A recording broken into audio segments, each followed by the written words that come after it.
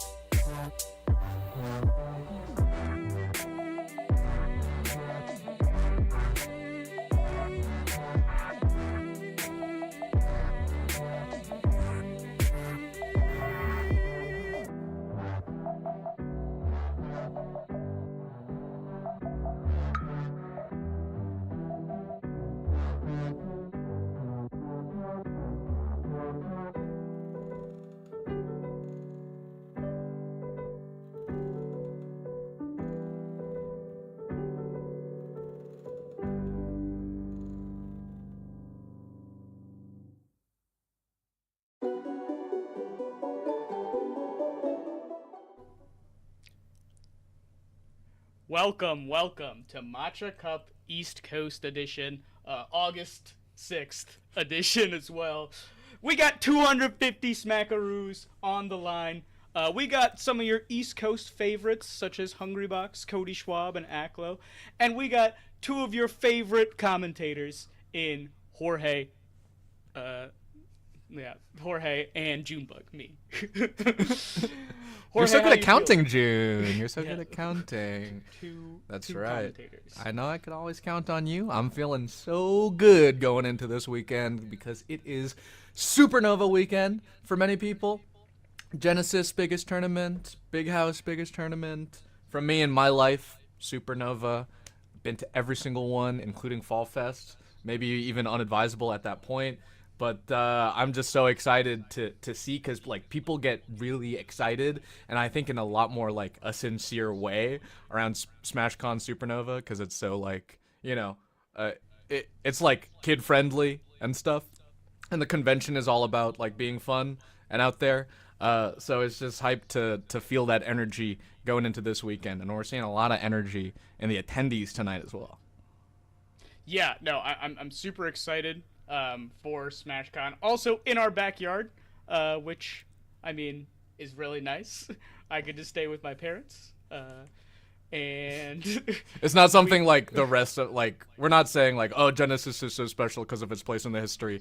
It's like for us Supernova is great because we can both just crash at our parents'. Yeah. Shout outs to family.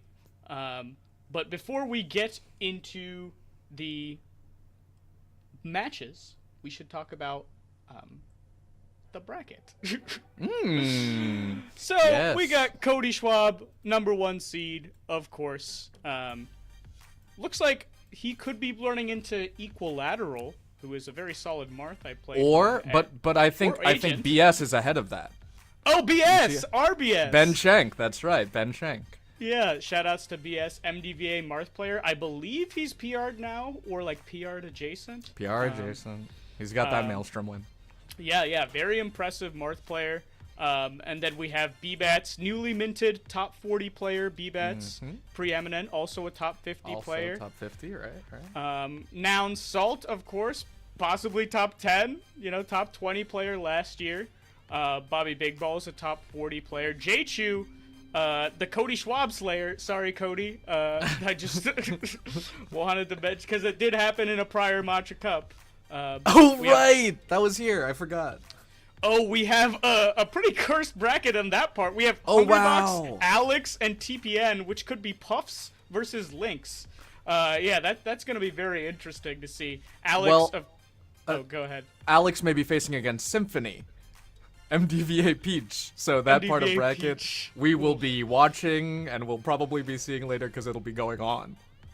We have another Cody Schwab Slayer right there in big. Gonna be running into Aklo and Zimberfizz, both pretty powerful players there. And I think Aklo is one of the stronger foxes in that matchup.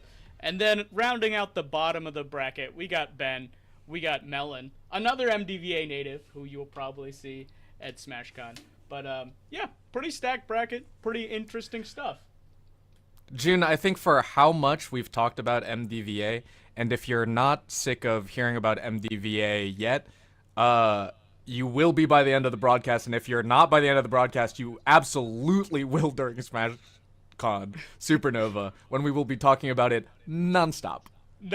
Hopefully we have an MDVA rep in the top 8, so we can fanboy over them. Although if I was in top 8, it would make our block weird. Dude, it would be the most legendary version of this thing that you keep doing, which is getting too far in bracket to meet your commentator responsibilities, because you're just too cracked at both.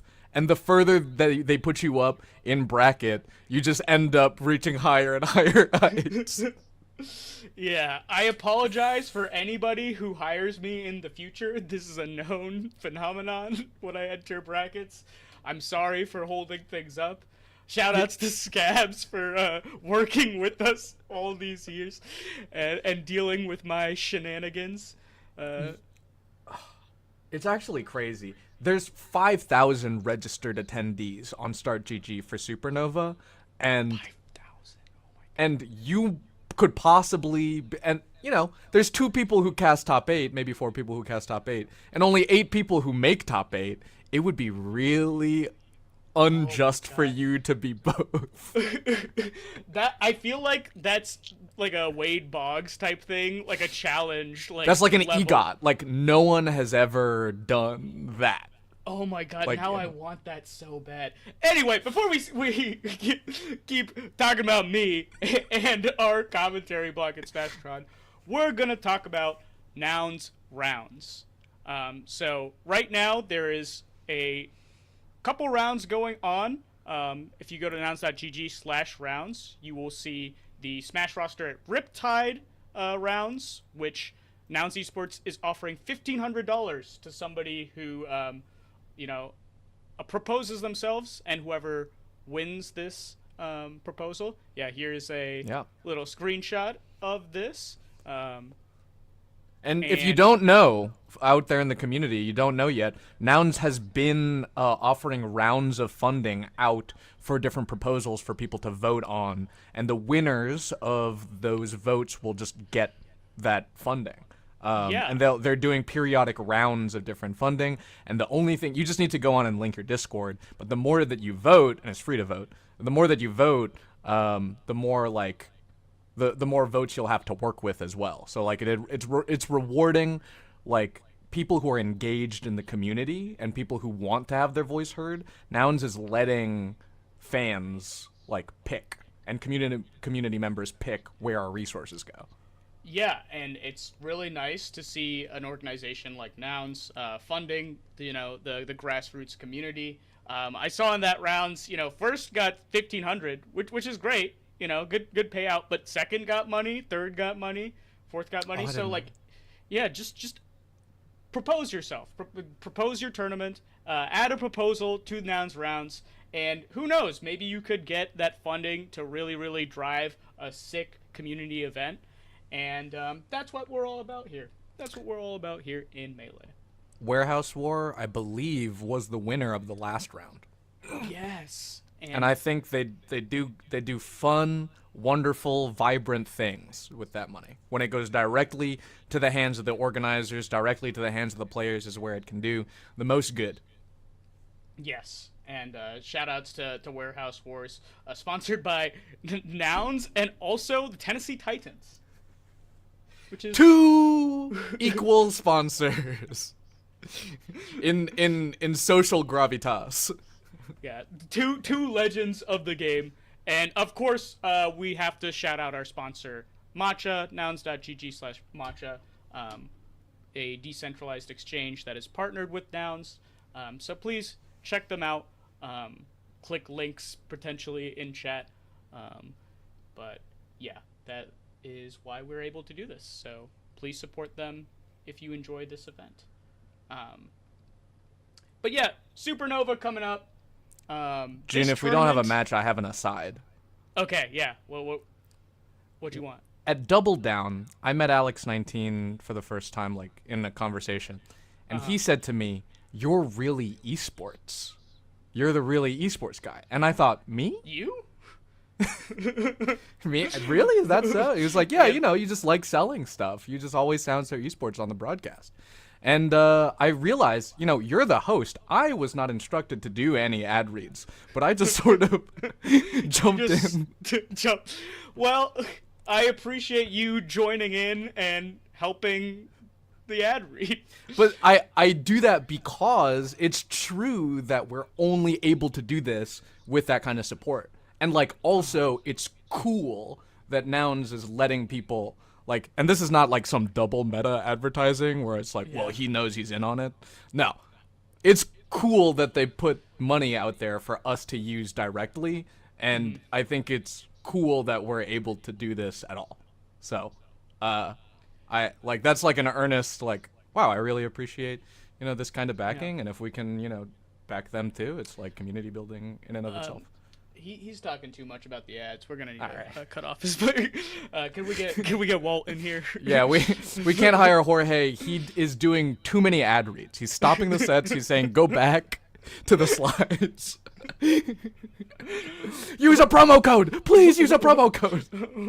Wow, Aklo is making his rounds through this bracket just like you can apply to Nouns rounds. And get potentially $1,500, $1,000. And just start plugging companies that have no affiliation, like hoping they do it. Like, wow, that combo, I'm loving it. Oh, look at the camera. Mickey Please D's? pay me, please, please. All I'm saying is, I don't think I know a Mickey D's sponsored gamer. They could really break into the Melee scene by sponsoring. Esteemed commentators and Donkey Kong player Jorge and Junebug. They could dominate this scene. Because DK, which, now that you're talking about it, is reaching even higher than we saw in the last ranking, where we saw not just the debut of DK, but multiple. And now, not just the top 100. Jin, would you tell us about it? Yeah, I mean, there are 3 Donkey Kongs in the top 40. And we do not know. I mean, that's more than Falco's. Yeah, that's more than solo Falco's, I believe. It says Magi, Bobby Big Ballz, Mango. And the real thing's. And the real thing is top 50. 48, yeah. I think. So, I think 4 Falco's in the top 50. 3 Donkey Kongs in the top 40, which could be more than Puffs actually. I think it is. Yeah, because we have. Oh wait, no, we'll have SDJ. SDJ, Hungrybox, Toussaint. Yeah, okay. Yeah. So same amount of Puffs, which is wild. This is a mid-tier character. If you and it happened really fast. It did. Honestly. Yeah. This is your fault. Yay! It's all. Because of me, you are running into the Donkey Kong at 1 a.m. or 1 p.m. on Unranked. Dude, it's the same Donkey Kong. I queue up and I play against these Donkey Kongs, and I just always think to myself, do you know who I've played? Like, the reason that you're playing the character DK right now against me, it's June. I know that guy. I play against the reason you're playing right now. And then I get a little upset with you. I'm sorry. I didn't expect everybody to also play Donkey Kong. Turns out it's pretty fun. Pretty fun. Yeah. The dopamine. Yeah, so much dopamine because of how one player he can make his combo games sometimes. But speaking of a player, we got Hungrybox coming up. I like that you didn't opt to go for combo as your link word. Yeah. You can't say, and speaking of combos. Yeah. Speaking of combos. Yeah. Do we have Hbox, actually? I believe we have Hbox versus Nucks, which is round 1 or round 2 of bracket. Mm-hmm. I think Nucks Fox player now. I'll have to confirm. Oh, wait. How do I view all? Oh, start GG down. Okay. I'm getting word that he does play Fox. Yeah. I don't think that's Crazy Nucks from West Virginia. Did you ever remember Crazy Nucks? Crazy? That sounds with a K. familiar. Crazy Nucks. Crazy with a K, Nucks with a K? Yeah, and he's also got a brother who's Crazy something else. That sounds so familiar. But yeah, I don't. we're old now, June. I mean, you were an established player when I joined. So you're even maybe a generation up from me, but my generation is old now. Yeah, are you 10 right now or 10 years? I'm coming on 10. Yeah, I am 9.5. Oh my god, yeah. We need. Are you a doc kid? I am a doc kid. I'm a doc kid, and doc kids have been around for over 10 years now. 10 years. That is when I joined. I would have said that is completely old school. To think that I'm old school now is I retweeted today the SFAT tweet about the CRT and the net play and then your partner and stuff. I retweeted that today. That was 2016. There were a lot of people actually that I can think of right now who joined after. Wow. That's so crazy to think about because that's one of the best tweets of all time. I remember people remember where they were when they heard that tweet. People did not spit like that back then. I don't know if this is that same Nucks, but if so, then he's got to know that Hbox is a death sentence in round 1. Yeah, I mean Hbox too. I feel like the melee. Oh my god, the melee tox or the detox from Ultimate into playing a lot of melee has been working out in some interesting ways for him. I feel like he is getting to like faster levels, like 2016 Hbox fast, which was pretty fast. I mean, he was the best player in the world. He was playing kind of crazy reactions and mix-ups with the best of the best, and Hbox killed himself. Yeah. So it's working out in interesting ways. Yeah. No, actually, it is good to point out in 2016, I think the reactions are what accounted for a lot of his speed. Ooh, actually, that's another death? Oh. It seemed like, at that point, Hbox did not miss an edge guard, right? Like, if you were a fast faller off stage, you were just dead 95% of the time, not exaggerating. And nowadays, like, he can't seal out of stock versus Cody unless he works really, really, really hard, and hardly ever, like, gimps. So I think, like, you're right in, like, it's not necessarily picking up new things or changing the game plan. Not changing the game plan, but he is recognizing, you know? Right, yeah. And, I mean, his last stock here... Is this tight? I think the clutch zone is... Oh! Okay, this should be reaction tech chase, but... Oh, he goes for that reverse fair. He actually... Speaking of 2016, that was a killer back then. Yes. We've got different DIs now. They came out with new DI. Hbox is... Oh, also, that's a new Hbox thing, where he wave dashes through you and gets a grab. Like, he's more willing to do that mix-up nowadays, that aggressive wave dash in. Here's a good shine. It's a good shine. That was a good shine. You gotta space around the pound. And I think huge critical moment in a lot of sets where Hbox is air dodging back to the stage is his opponent always hesitates. Because you fear, right? Like, it seems like she should be dead, but there are a lot of times when she makes it back and you think Jigglypuff has too much drift. I've been fooled again. Yeah, and she has so many resources. Probably the most among the high and top tier characters in Melee. To the Even point depending on how you count. Yeah, is it 5? Is it 6? Is it... It doesn't matter. She's up there. She's up there. I don't think it's ever mattered for me to know the jump count. I just, like, look at how Puff is jumping and drifting, and I'm like, it seems like she's descending now. Like, yeah, you do have a vibe, because the jumps decrease in size.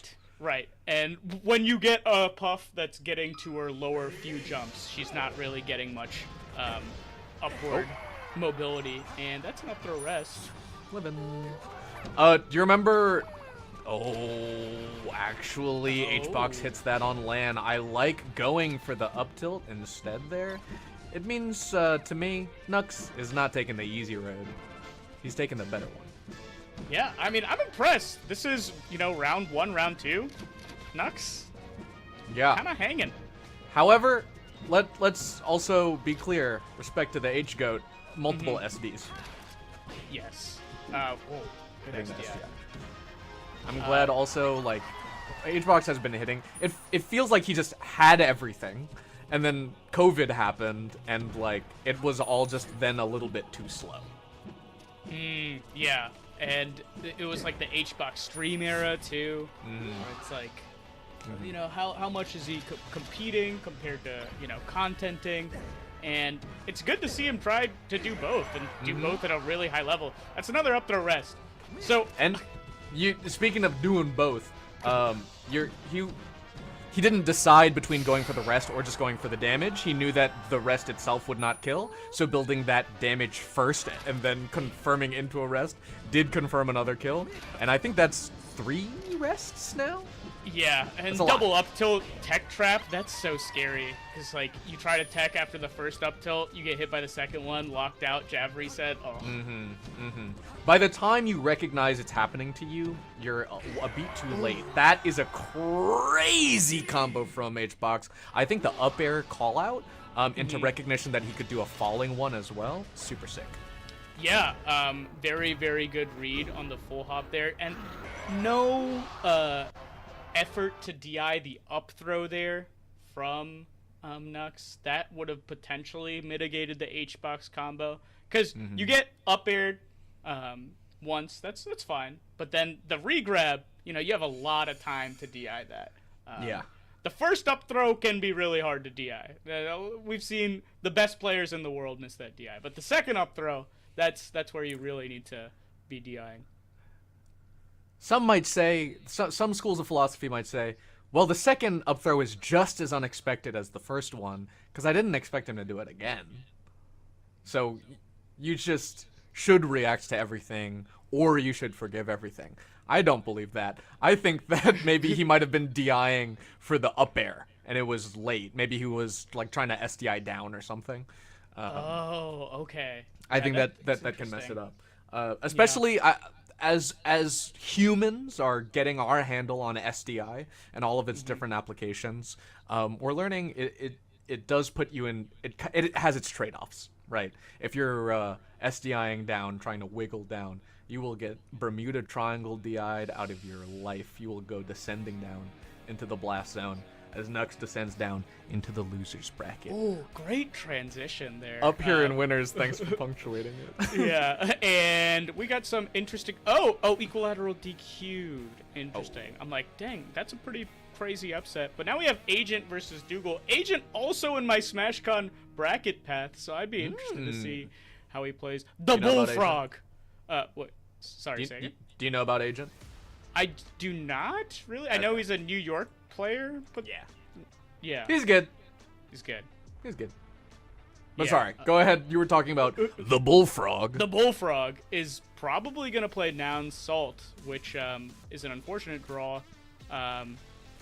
Species plays... Oh, we got a Puff Ditto potentially, so we'll cut away from that.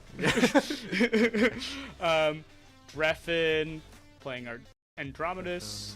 Gahtzu versus Grape Ape, who does not play Donkey Kong. A little disappointing there. Oh!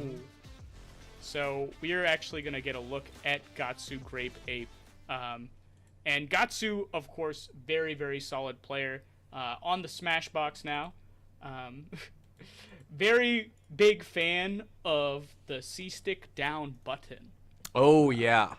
Yeah. Actually, 20GX, I feel like were like early adopters or big early proponents of the like optimal hold down.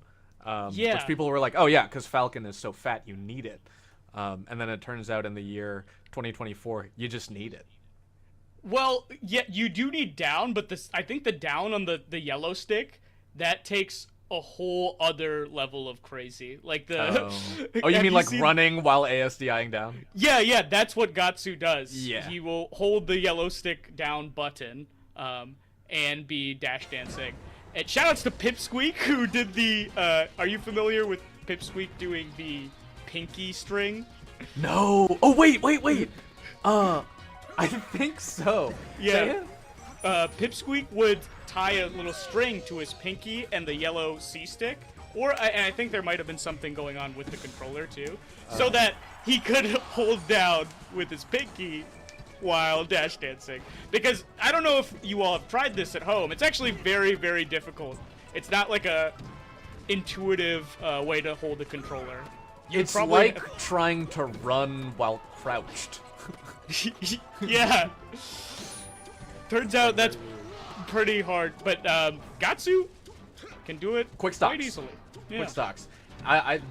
Grape Ape was putting on a little bit of hurt, but of course, as I think is expected, nice shiny grab. Gahtzu has such a devastating punish game, especially in the early stocks of the game, that you can just erase ya. Grape Ape was doing some pretty fast movement and like gets all of these confirms, which is pretty big damage. Yeah. But it's gonna be up to, I think, the neutral exchanges. Yeah, and a lot of damage coming out from Grape Ape. Great little throw in the corner. Bumps the head. Okay, they're both fine. Yeah, that was a really nice ledge grab from Grape Ape. Yeah, I'm super impressed with Grape Ape's flowchart when Gahtzu is off the stage. We're seeing, I mean, very, very good use of back airs and shines. And, yeah, Gahtzu's threatening for this. Oh, yeah. Oh, yeah. Ooh, Gahtzu jumps out of that. But look at Grape Ape power shielding that stomp and immediately moving out of shield. This is the kind of Fox that Falcon players hate. This is the one that where they say Fox is his worst matchup. I think this is absolutely it. Like, the speed... That was a pretty convincing two-stop, by the way, from Grape Ape. The speed of Fox being fully utilized is so dangerous. Ooh, great tech chase there. Yeah, and maybe we need to put some respect on Ape's name. Ape beat Sidward. Ape beat Sidward. Oh wow, I think maybe right before this. No. Yeah, that's a pretty good win. Sidward, you know, beating Malachi. Just this beat season. Malachi. So. By the transitive property, Sidward's pretty much top 50. Which then makes Grape Ape top 49. Also, yeah. But also Sidward, I see in the, like, selection screen, the character selection in Start GG, Sidward going Bowser. Game 2. Okay. That's so interesting. Maybe to really warm up for Gahtzu. Yeah, you know what's a great matchup? Bowser versus character who grabs. Oh, whoa, look at these big hitboxes. Ape is putting out so much damage, and I think it's really crucial at that mid to mid-high percent. Those big normal hitboxes that Fox has can really, like, put a damper on things. Great. Because you're a knockdown or you're being NT'd. Right. I mean, here's a pretty good flowchart here. Oh, no. Giving Gahtzu edge. Okay, air dodge from Gahtzu. Ape is just on it. Yeah, like, assuming that Falcon doesn't have a double jump to get back to stage, it just looks so painful anytime a Falcon is off the stage versus Fox. You got one mix-up. You got one mix-up, and usually it's please with an aerial like that. It's the same thing as the Sheik Fair back onto the stage. Just yeah. A lot of edge guards, you have to guess what they're gonna do and when they're gonna do it. With Captain Falcons, you gotta guess when they're gonna do it. Oh. Ooh, nice back air from Gahtzu. The like rising back air from ledge, deceptively hard. Falco players, boot up Uncle Punch. Try that one out. Really nice DI. I think trap maybe from Grape Ape. That dash attack making Gahtzu hold in, confirming into the up smash. Yeah. Gahtzu's trying to find these, like, dash dance grabs, but not really. Oh my god! Oh my god. Is this Grape Ape from Canada? Canadian? I think this is a Canadian player. I was like, do I know this player? He's certainly saying Canada, oh Canada, to Gahtzu right now. He's saying that? With his He's saying that, yeah. These are really Canadian combos. Oh. Okay, nice reactions from Grape Ape. Gahtzu, nice DI. Yeah, and here's another flowchart. He grabs edge. Okay, that's technically the other mix-up, but as you saw, it's kind of like a mix-up. It's like half a mix-up.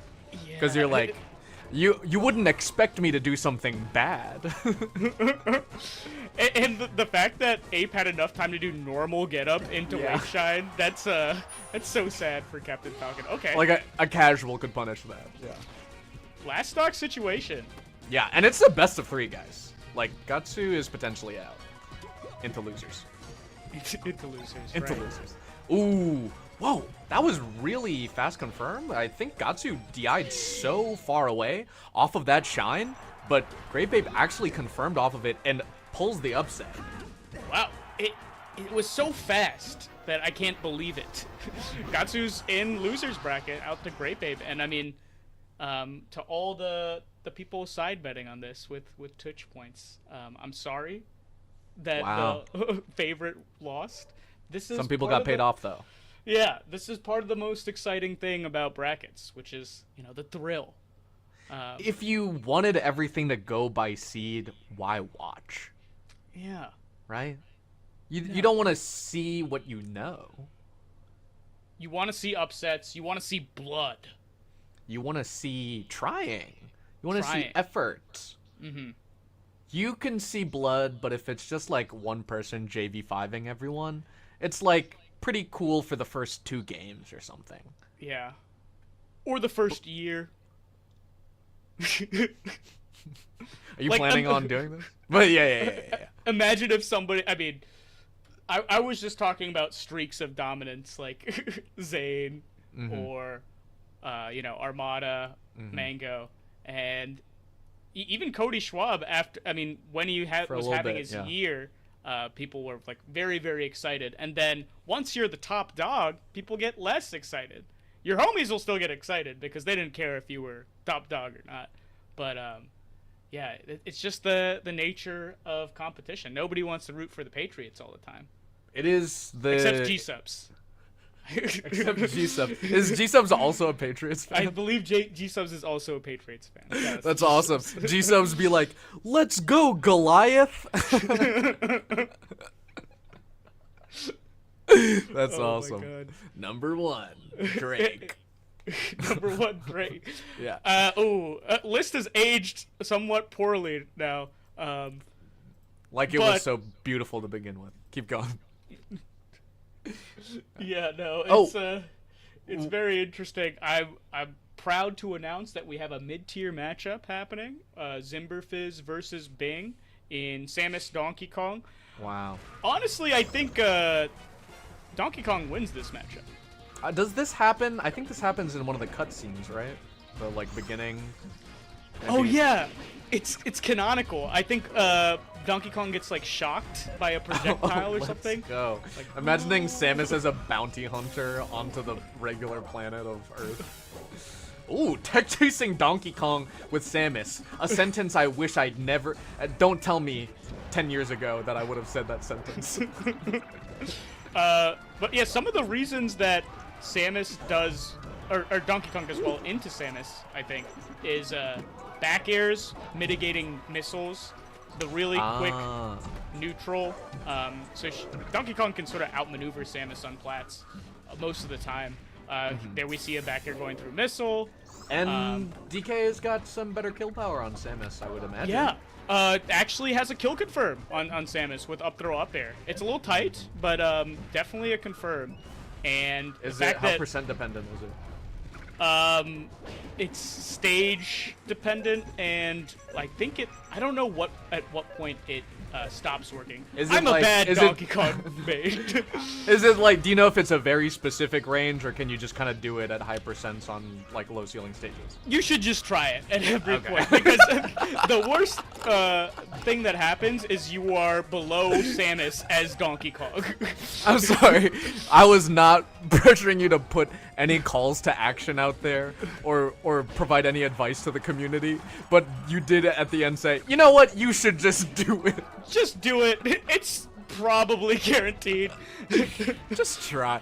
Try and then tell me the results. Shoutouts to Taza, who does know the percent ranges that it works. There are 2 types of Donkey Kongs. The ones who know when up throw up air kills Samus, and the ones who are winging it. And both are doing commentary, by the way. And tech chase. Bing doing down throw tech chase versus Samus. I knew that was. Oh God! What the hell was that? It didn't look. It looked like she didn't even get punched, but she did leave.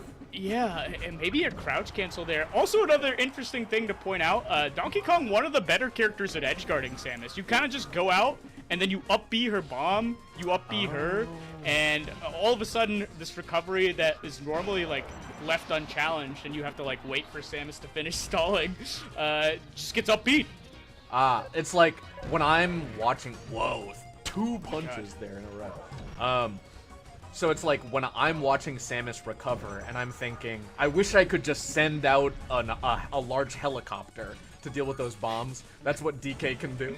Yeah, he is sending himself out there. At any percent, really, that Samus is. Yeah, let's see if. Oh, okay. Copter again. Copter. Oh, back air. Could copter again here. Okay. back air. Yeah, I mean. Okay, wow, you really, and the bomb helps. The bomb interrupted his back air after it hit, so it like made him more actionable. Yeah, thank you, Samus. Yeah, this is why I think this is a winning matchup. I think Donkey Kong beats very few characters in the, You think like, he literally beats Samus? I think he literally beats, like, at least 55-45, potentially higher. Okay, because I'm used to people saying like, oh, it's his winningest matchup. It's 40, but this is like you'd say that like in an even footing, like DK does really well. Yeah, I think DK can mitigate a lot of the Samus strengths, and even though he doesn't combo Samus, nobody does, so it's fine. And it's more than other characters still. Like he Right. does get something. Yeah, the juggles are huge for Donkey Kong in this matchup. I can sort of feel Zimberfizz sensing impatience. I think Bing getting like kind of not antsy to close it out, but certainly like just wanting to. He was looking for it, you know. Right. I mean, such a big lead here. Back air. That move shuts down Samus as well. I mean, Samus already has a hard time dealing with like Jig's back air. Imagine Jig's back air on a faster character. It's yeah, pretty right. good. Wow. Oh my God, it's anything. It's any move. Yeah. Yeah, pretty good. That's really. There we have. And what's interesting is that what DK gets to do is like make the decision while he's out there too. Mm-hmm. Right? Like you can sort of jump out and float there for a little bit and decide whether you want to double jump back on, go for an aerial, or go for another copter if you want to react over there. Yeah, you have so many resources, and Samus can't really do much to contest it. You have a frame 2 invincible up B in the air. You have your frame 6 disjointed Jigglypuff back air, and you have an up air for when the Samus is at kill percents. I wonder if Samus can like nair or something. Nair would be crazy, right? Because it's like you can't. I'm thinking like you're saying Samus has to just recover. She can't do anything. She's spending the whole time recovering. Yeah. What if she like does a nair to like knock you away and then keep going forward? Well, I won't say it too much more. We'll talk. Yeah. I think that could be interesting. The Donkey Kong would have to drift in a way to outspace like a. Yeah. It's like bubble theory stuff. I'm sorry. 24% Junebug. I'm sorry. He needs I it. used your full name. Mr. Junebug, as it says on my government pib. 24% from like an up B, you know, just to open up. That's pretty nice, especially on a stage like Dreamland where people have to sort of like brace themselves to really deal with the hard wall that is a heavy floaty on Dreamland. Oh, DK did you see that? I did. I guess that's what happens if Samus tries to nair. Yeah, look. You can still get beat. Okay. It's not like Nair wins everything. Oh, also there, he back-aired to try and hit Samus, hits the bomb, it was still good, and then Samus descended because Samus needs those bombs to recover. Oh, right. Even if you go out and just take a bomb, it messes with her. I forgot. Yeah, you can hit anything out there. It's wild.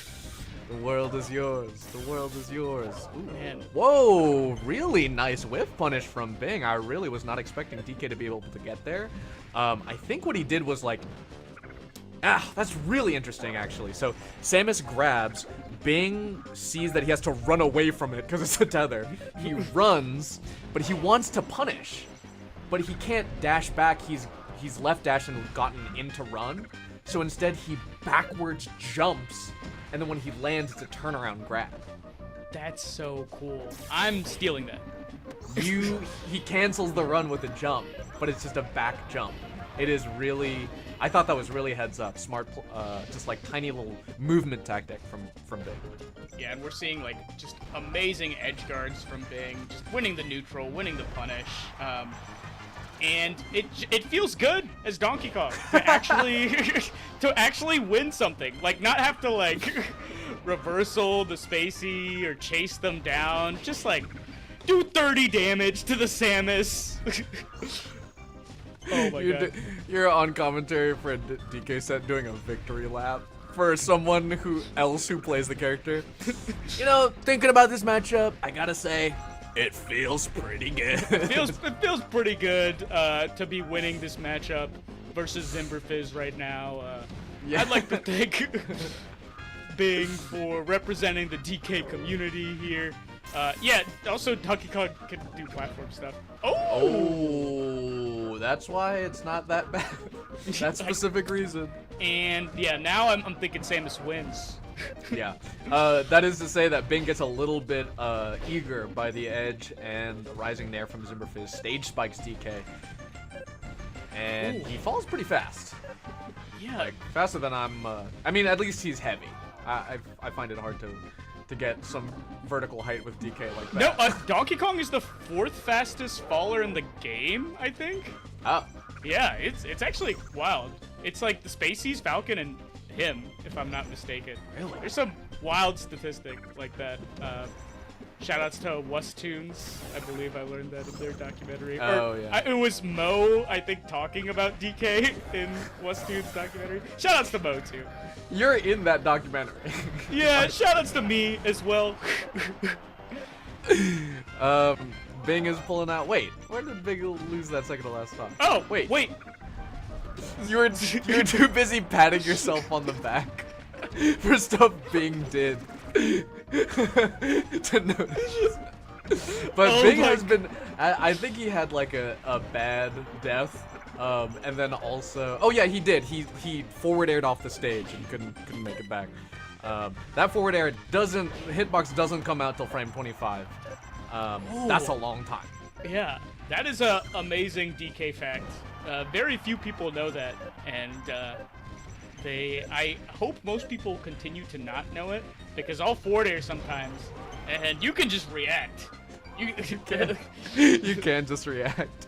There is no way you should be getting hit by that move unless I'm like calling out a jump or something.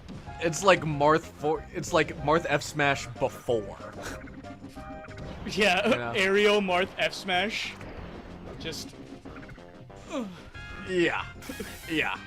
And it's like, if you can whiff punish and F smash, you know, from some distance, it's like if he said it beforehand. He said, "I'm about to do an F smash." Oh. Yeah. And he's about to do Dreamland an F is coming in smash. clutch. Yeah. Dreamland, he's looking for that F smash, and DK does have that potential on of very few characters in the cast. Oh, weak backer. Okay. That's gonna do it. Me eating my words immediately. But partially off of the SD of Bing.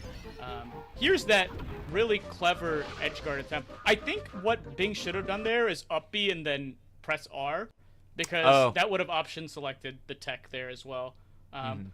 If you are a freak, you could also press R and back on the C stick so that you tech and then back air. Oh yes, that always feels really good. Yeah. Yeah. So, definitely do that if you're Falcon, Ganon, any up Bs that like slide into the stage. So Spaceys too, like any up Bs that's going. Falco does that a lot. Yeah. Yeah. Okay, looks like. Yeah, we're not a going BM. Yoshi's. Yeah. Fountain is okay here.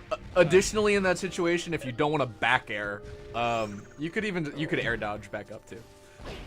But I think Zimberfizz, rightly, the way he got that was a delay on the wave dash back. It's pretty like hard to tell exactly. It's a hard call out on the timing when you take ledge versus Donkey Kong, because the ledge invincibility that you don't have time to refresh. You just get one. So that rising there is a hard call out on the timing. Yeah, and I feel like Zimberfizz has got a lot of momentum here. A lot of pressure with the bombs on Bing's shield. Hard to call out that from so high up. Bing just controlling center stage with back airs. The descending nair from Samus is actually not bad at dealing with some of DK's air-to-airs. You have to like ground it up to win a lot of the time. It's like I see. A huge hitbox, similar to like Luigi Nair. Zimberfizz at that low percent, putting out a lot of multi-hit moves, building on that early percent, especially because Zimberfizz knows that Bing is looking for like a nice juicy confirm. Oh my god! actually recovers. Great mix-up there. And, yeah, Bing trying to full hop to avoid the missile, but then Zimberfizz puts out a really nice forward air to call out the jump. Oh my god. Yeah, that's that forward air. Zimberfizz was doing, I think, a pretty good job at that low percent on Bing, finding a little bit of damage, but Bing able to hold a lot of space in that center, like you were saying. Yeah, now it seems like Bing is sort of chasing Zimberfizz, and I mean, it's paying off for him, as Zimberfizz doesn't really have resources here. Oh, manages to find the way down. Yeah, I think it is the confirms, though, that I think will be the set maker. Because, like, Bing can find a stray up air here and there, but unless he's able to get, like, a really strong forward air like he was looking for, or, oh, no jump from Zimberfizz, Bing is going to struggle to kill it. Like this if he can't get an edge guard off, too. Yeah, no up B there. Up B here. Zimberfizz snaps to ledge. That was a really tricky distance. Samus, one of the harder characters to judge exactly what their recovery is going to look like. F-tilt almost kills. The smack. Oh, June, what were we saying before you said? I mean, he didn't tech, like, Bing's aerials, but that is one of those tactics where the wall jump back air. It does look a lot like a wall tech back air, too, because of the jump. But yeah, now it's even, and this full hop in center stage is getting called out consistently by Zimberfizz's own forward air to center stage. So I wonder if Big's gonna try and do something here. Oh! Ooh, I think Zimberfizz is being really, I think, innovative or resourceful, using these, like, unconventional moves at that low percent to be tricky above DK, right? Like, spamming those bombs on top of DK's shield, placing a back air above it, like, so that when Bing tries to jump out of shield to punish, Zimberfizz is already there with an anti-air. It's like several layers of mix-ups that come from Samus's really weird moves. Like this. Check out the forward air, too, up on that top platform. So tricky. I think people are not prepared to deal with that, especially not DK. And then the pace has slowed down a lot, too. Zimberfizz doing a good job of up being... Bing not going for the confirm, does not know his percents, looking like me. Doing the reverse. Ooh, grounded up B immediately after landing. That's DK's shine. Yeah, and like punishing the landing lag of Samus's up B. Oh, okay. Oh, that is a call out. Oh no, not getting a punish there, but luckily does not get sucked in by the aerial up B. Could have been like 30 damage. Oh, big grab. We'll see how much Bing can get because it's going into last stock. There of we game have the up 3. B. Oh, okay. Nice immediate up B from Zimberfizz keeps him alive instead of in a rinse repeat edge guard from Donkey Kong. And DK having a hard time getting off that ledge through the missiles, gets a tourney winner. We're going to last stock. It is a high ceiling, so it's not a death right now if with an up throw up air. Ooh. But so many multi-hits coming out from Zimberfizz. Oh! Okay. The down air trades from Bing. Near in at the very last second. Zimberfizz has stage now using the platforms to establish a little bit of space with the projectiles. Goes to ledge and a really clean ledge dash at this critical moment. Shields the whole up B. He gets armpitted. I'll get into that later. Okay. Zimberfizz saying, okay, quick breather, projectiles, I'm going in, but then Bing already ready because he doesn't need to charge projectiles. It's just the back air. Good shield. Great shield. Oh, back here calling out a wave dash forward. Oh, Zimberfizz covering? No grapple now, no grapple. This is a critical moment. Bing needs to just tap it in, but at a really high percent. Could get reversal too, but Bing seals it.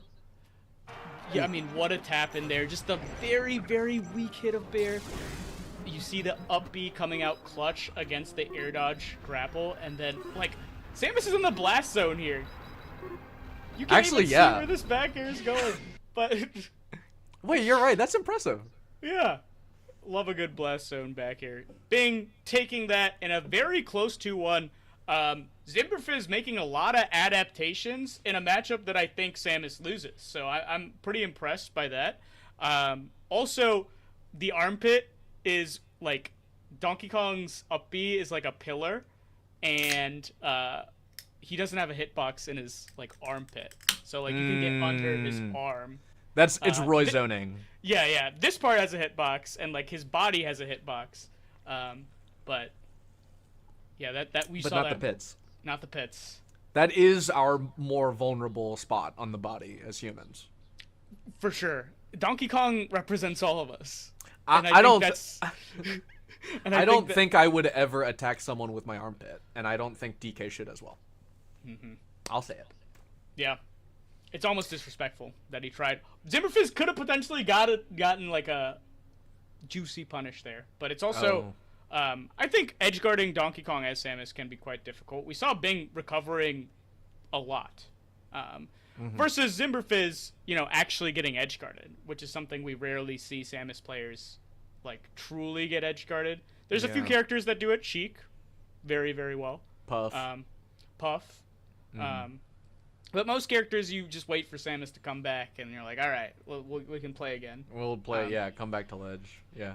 I think, having seen a couple of the Zimberfizz sets, I thought that was a really interesting set. Zimberfizz, I think, was forced to play a lot faster and like dictate a lot of the neutral interactions, especially after that first game.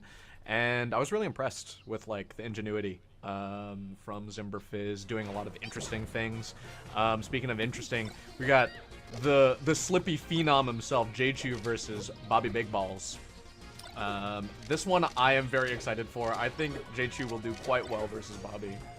Yeah, I think Gahtzu, people have been saying this all over the Twitter sphere, online Smash. Gahtzu is one of the fastest Pikachus to ever touch a controller. He does these edge cancels that I don't think anybody has seen. There was the clip he got, I think, last week or a week on Hbox. Yeah, where he teeter canceled an F smash into up smash, and then he did teeter cancel dare into F smash, and then another teeter cancel dare into up smash to kill, which I had never seen before. Was it a 0? Was Puff at 0 or something? I think Puff was at 0 before the back throw. Yeah. So like just a straight 0 to death with 2 teeter cancels, and I was like very impressed. Yeah, but this is a good draw for Gahtzu as well. I think Bobby Big Ballz, one of the most famous sound bites that we have in Melee, probably the most about the box controller discourse, is one of Bobby Big Ballz on his stream, talking about playing against a box Pichu, where he goes, cheater, blah, blah, blah, blah, blah, blah, blah, blah, blah, cheater, how am I supposed to compete? How can I compete against that? They're time traveling, man. And Gahtzu is one of those Pikachus that teleports and time travels. Oh, I did not know that Gahtzu was a box Pikachu. I don't know if Gahtzu is a box Pikachu. Oh, you're just saying, okay. Like a very, I'm talking very about fast. how fast. Yes.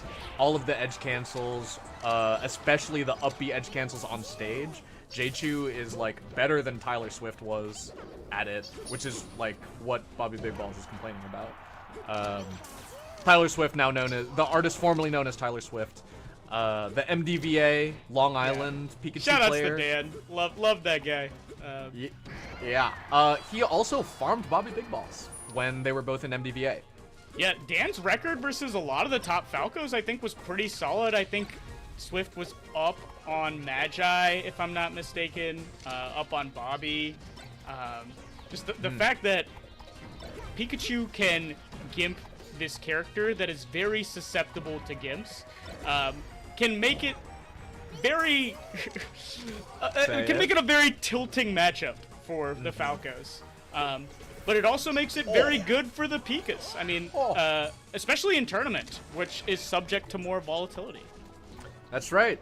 You're saying Falco is the most gimpable, and Pikachu is the most gimps. Yeah. Liable to gimp. He loves gimps. It's his favorite thing. And especially in tournament where the clutchness, the awareness, the fortitude that you might have in the comfort of your own home may not always be as reliable as you need in the heat of competition. Because when you're off stage versus a Pikachu, it doesn't matter if you're a Mango or if you're, let's pick a Falco that we want to make fun of, Bobby Big Ballz. Bobby Big Ballz. You're all the same down there. As you said, heat. Bobby Big Ballz got a back air, and I thought that sync was very cool. Ooh. Okay, up smash here. No, gets to plat. I mean, Bobby Big Ballz has had pretty impressive DI on a lot of these Pikachu strings. I feel like Gahtzu could potentially get a kill on a lesser Falco, but Bobby Big Ballz has had some good SDI and combo DI.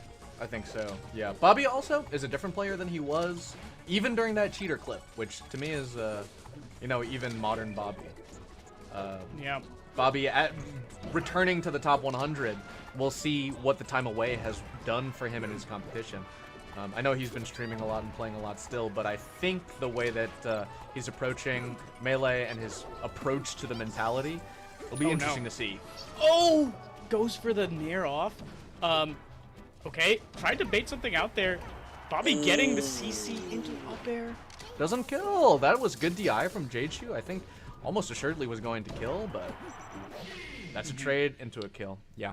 But something I think that Bobby is quite good at is one of the things that people say like Falco does super well in this matchup, which is just outzone Pikachu with, oh my god, such an interesting edge guard there. Like outzone Pikachu with back air, down air, up tilt, moves that take up an entire Pikachu of distance.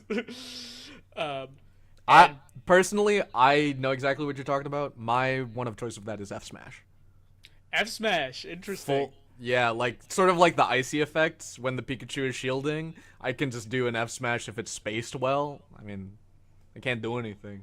Yeah. And then they run into Whiff Punish me. I'm daring in place. It's another zone. Oh man, Pikachu has it rough sometimes, but then she gimps you, and you're like, you deserve it. You deserve it. Yeah, you have to remember she's a rat all around. Kill the rat. Kill the rat. This is Bobby's inner dialogue right now. The whole time. Ooh, rat. Okay, tech chase. Teeter cancel into the back air. Try to go for the edge cancel. One. Yeah. Oh my god. Oh my, Bobby is retreating. Do you think Gahtzu's practice stage is Fountain or something? Because like I think I see Gahtzu platform movement clips as much as I see Squid the Cat Yoshi story clips. Do you know what I mean? Yeah, he's got to be a Fountain aficionado. Uh-oh. I don't know if I've ever known him. Okay, so... Yeah, a lot of Pikachu trying to establish her own zones right in that center. Oh, 2. Just taps it, and that's 10%. Yeah, that was a very, very early kill. He got gimped at 10% and still got hit by 2 moves. Yeah. One of my I can't even get a move that only does 10%. Yeah, Pikachu's so strong with that up air call out specifically on Falco movement, and I think that's potentially something that Bobby is gonna get called out for a lot this set. Bobby loves like full hopping the top plat. We used to call it the Bobby Big Ballz when he would like do that little thing right there. Yeah. Just full hop in the corner, side B, edge cancel to top plat. And Pikachu up air just happens to kill you if you're in the corner. Yes, a lot of characters, if you call out that movement specifically, whoa, really confident down air there. I think that's a good recognition on where Gahtzu wanted to up B too, to set up that column of space. This is an edge guard opportunity for Gahtzu though. Let's see, and he seals it. All right, we'll see. But this is a best of 5. This is our first best of 5 of the bracket, so we are going to be seeing another game regardless of whether or not Bobby Big Ballz goes up 2-0 or Gahtzu evens it up. Yeah. We were talking about that movement. Again, literally that movement. The full hop up to that top platform. Ooh, wait, let's see. Oh, big? Oh, yeah, I mean, Gahtzu's been also missing some of these tech chases, which, I mean, perhaps Bobby's DI is also very solid. Bobby's pressuring. Oh my god, he does it! A lot of down air pressure coming out. Ooh. Okay, Bobby holding top platform, and as soon as he finds himself in the corner, he was like, I should have rolled away. Oh! Oh my god, the second hit kind of messing Gahtzu up there. Oh, good patience from Bobby. Also, not to get antsy, reach for one of those platforms, waits to see where Gahtzu is going to land, and then just calmly runs out and F smashes. Yeah. And Bobby's combo game looking like better than Pikachu's combo game on Falco.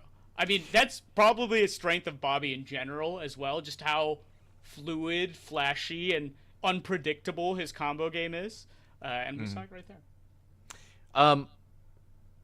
We saw a little bit of it that last game with that one Gimp, but Pikachu needs those on lock like every game, right? Yeah. The movement that we're talking about specifically with Bobby jumping up, and Falco's a lot, full hopping up to that top platform. The reason why they do it so much is because even if you call it out, it's pretty good still in their favor, right? Like, you have to expend a lot of resources, double jumping up there, throwing out an aerial that's maybe in lag, overextending and seeding the corner. If you get it, it's like not that bad for Falco. Whereas with Pikachu, if Pikachu makes that right call, the up air tail spike sets you up for just like straight up death. And I think like Pikachu having that on lock against Bobby in particular, even though he doesn't have the top platform here, and he's alive? What? Okay. Kind of got gifted that stock, but yeah, this is the counter pick I sort of expected game 2, but maybe... Wow, yeah. Very solid call out on the up B angle there. But yeah, maybe Gahtzu was banking on winning that game 2 on FOD so he would have the FD when it came to his last counter pick. But this could be his last counter pick. I think Gahtzu also may have recognized, like, hey, Fountain is kind of like, it's a little suffocating. It's hard for me to get set up properly, and the punishes are just like not there right now. And it's true. I don't think Gahtzu is punishing as well as we know that Gahtzu can. And so I think FD is maybe just like an equalizer, make things a little bit more stable, smooth it out. Oh my god. Give me a chain grab is what I mean. Yeah, please. Let me hit you as hard as you're hitting me. Oh. Nice scout out with the back air. Actually, Bobby Big Ballz, that's some top player stuff. To recognize that Gahtzu just loves edge canceling and teeter canceling. And Bobby, in response, drifts away and just places a back air near the corner, calling out the cross up, you know? Yeah, no, that's smart. Yeah, and people have talked about how Gahtzu will go for the edge cancel, even in situations that it's like almost ill-advised. Uh-oh. Oh, there it is. Need those. Because he's so technical with the teeter cancels and the edge cancels. And Bobby just being like, okay, it doesn't matter if you edge cancel this one. You're going to lose to back air. Oh, but... Yes. That is, turns out it's how you play against people just zipping around. Is knowing that they're going to zip and then playing against it. Yeah. Yeah. I mean, it's like, oh, he's so fast when he teeter cancels. Don't let him teeter cancel. Yeah. He can only teeter over there. Over there on that one spot. Just cover that spot. Oh, unlucky from Gahtzu. Not literally lucky. Pittsburgh, one of their running jokes is that for noobs is that Pikachu's up air tail spike is RNG. It is not, guys. There are hitboxes. They're complicated. More complicated than a regular hitbox, but it's not RNG. Yeah, do you want to describe the hitboxes for the chat? Nope. All right, back to this chain grab. Hey! Oh my god, what a recovery from Bobby. From the brink. Oh my god, from the salty depths. God, he said hi to Davy Jones.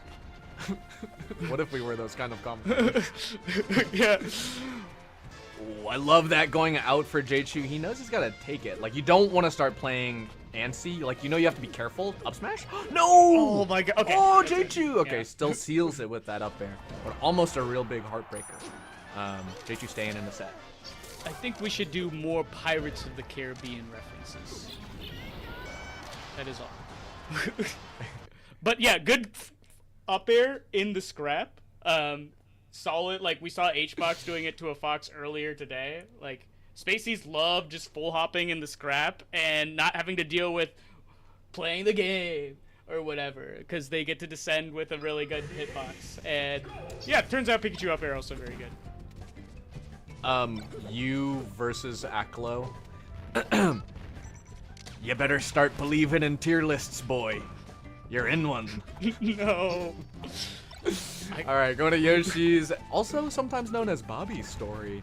The movement from Bobby is really crazy here, particularly on Randall, because that's where they film. That's their set piece, is on Randall. But also that top platform grants you the safety that he's looking for on those other tri-plat stages, but still has that close proximity where he likes to play really close as well. Bobby is so he can do 4 down tilts. Bobby is like so good at just throwing out good hitboxes in place. It looks like bad, but it's actually so smart. Like he just did triple down tilt, and what is Pikachu gonna do? What is Pikachu gonna do? Yeah, especially at specific percent thresholds, knowing that Pikachu is wanting like a down smash or something to build early percent. That down tilt just makes you so stable, and holds ledge the most potent option, and takes it up full stock. Shine retreating down air. Oh my god! Like, how do you penetrate this zone from Bobby? Ooh. I love also as Falco just staying moving. Ooh, Randall really nice for God. Bobby. Is he gonna make it back? Nice air dodge. What a gift from Randall there. JH's gotta feel a little tilted about that one. Oh no, not getting the punish either. All these hitboxes are just so they're not getting punished. They're all good. Look at the way that Bobby is moving. I think the cadence of his shuffled aerials and his like low horizontal movement. He's recognizing, yo, at this percent I can crouch cancel anything, or like you're gonna get hit by everything else with an aerial. Gahtzu being into the corner there. Brutal last game. Bobby just having everything go well for him, and on top of a very solid game plan. Ooh, we have Aklo Bing going on right now, which is 1-1. Right, yeah. Oh wow. I did want to point out before we move on from that last game, like if you look back at that, specifically that Yoshi's game, you can get a sense for how the top Falcos really like to play at that altitude, that low, like short hop altitude, where they know they're not really, like, not against like a Peach or like a Sheik or anything where you can get anti-aired, but against like a Pikachu where you can crouch cancel a lot of her moves at that low percent, and she can't really horizontally get to you to whiff punish. You can see like laser, dare in, or like laser, dare in place, or down tilt, or F smash. Like, all of those things maintain right where he is or in the next space adjacent to him. Do you know what I mean? Yeah. Just, like, vectors of control where it's, like, you're not necessarily moving the like, crossing the streams, moving into your opponent, just kind of setting up spaces where they can't go. Many, uh-oh zones, as Billy B-Bats likes to call the area above Donkey Kong's head. That's right.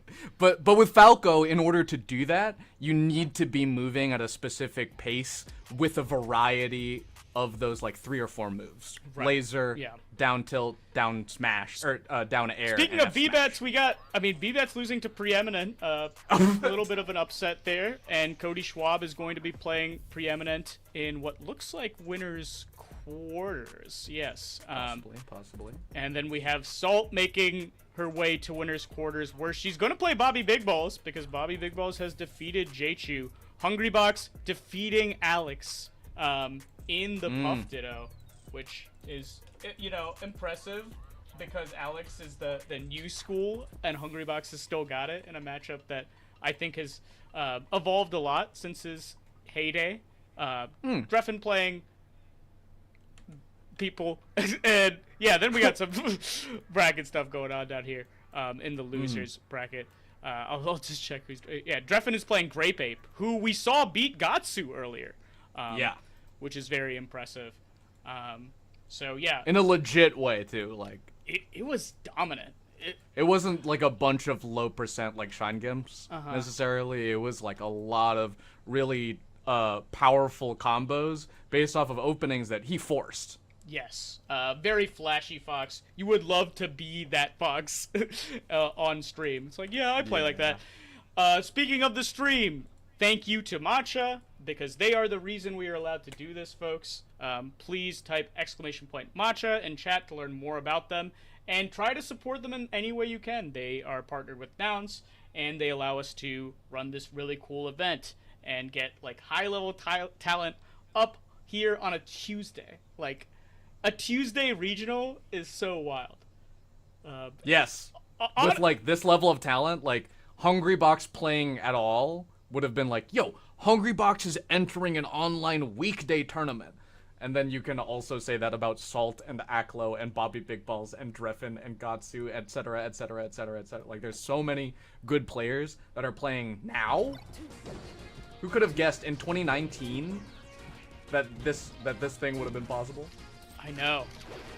Shout out to Fizzy. Kind of the GOAT.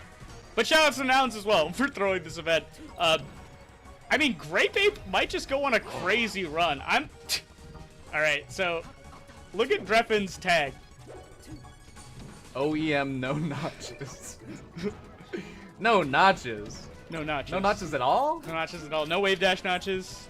No shield drop notches. I guess you don't need shield drop notches. Yeah, I don't know. I've just always had shield drop notches. I mean, I don't think I have them now, but I used to always get them. I just kind of assumed that they became standard even with UCF around. Ooh. Yeah, Ape is looking very, very solid. Is this an alt? Am I getting trolled? Like, I think Grape Ape is a known player. Okay. Yeah, I mean, because Grape Ape was really solid. These are top 100 level players, and Grape Ape is just, like, hanging.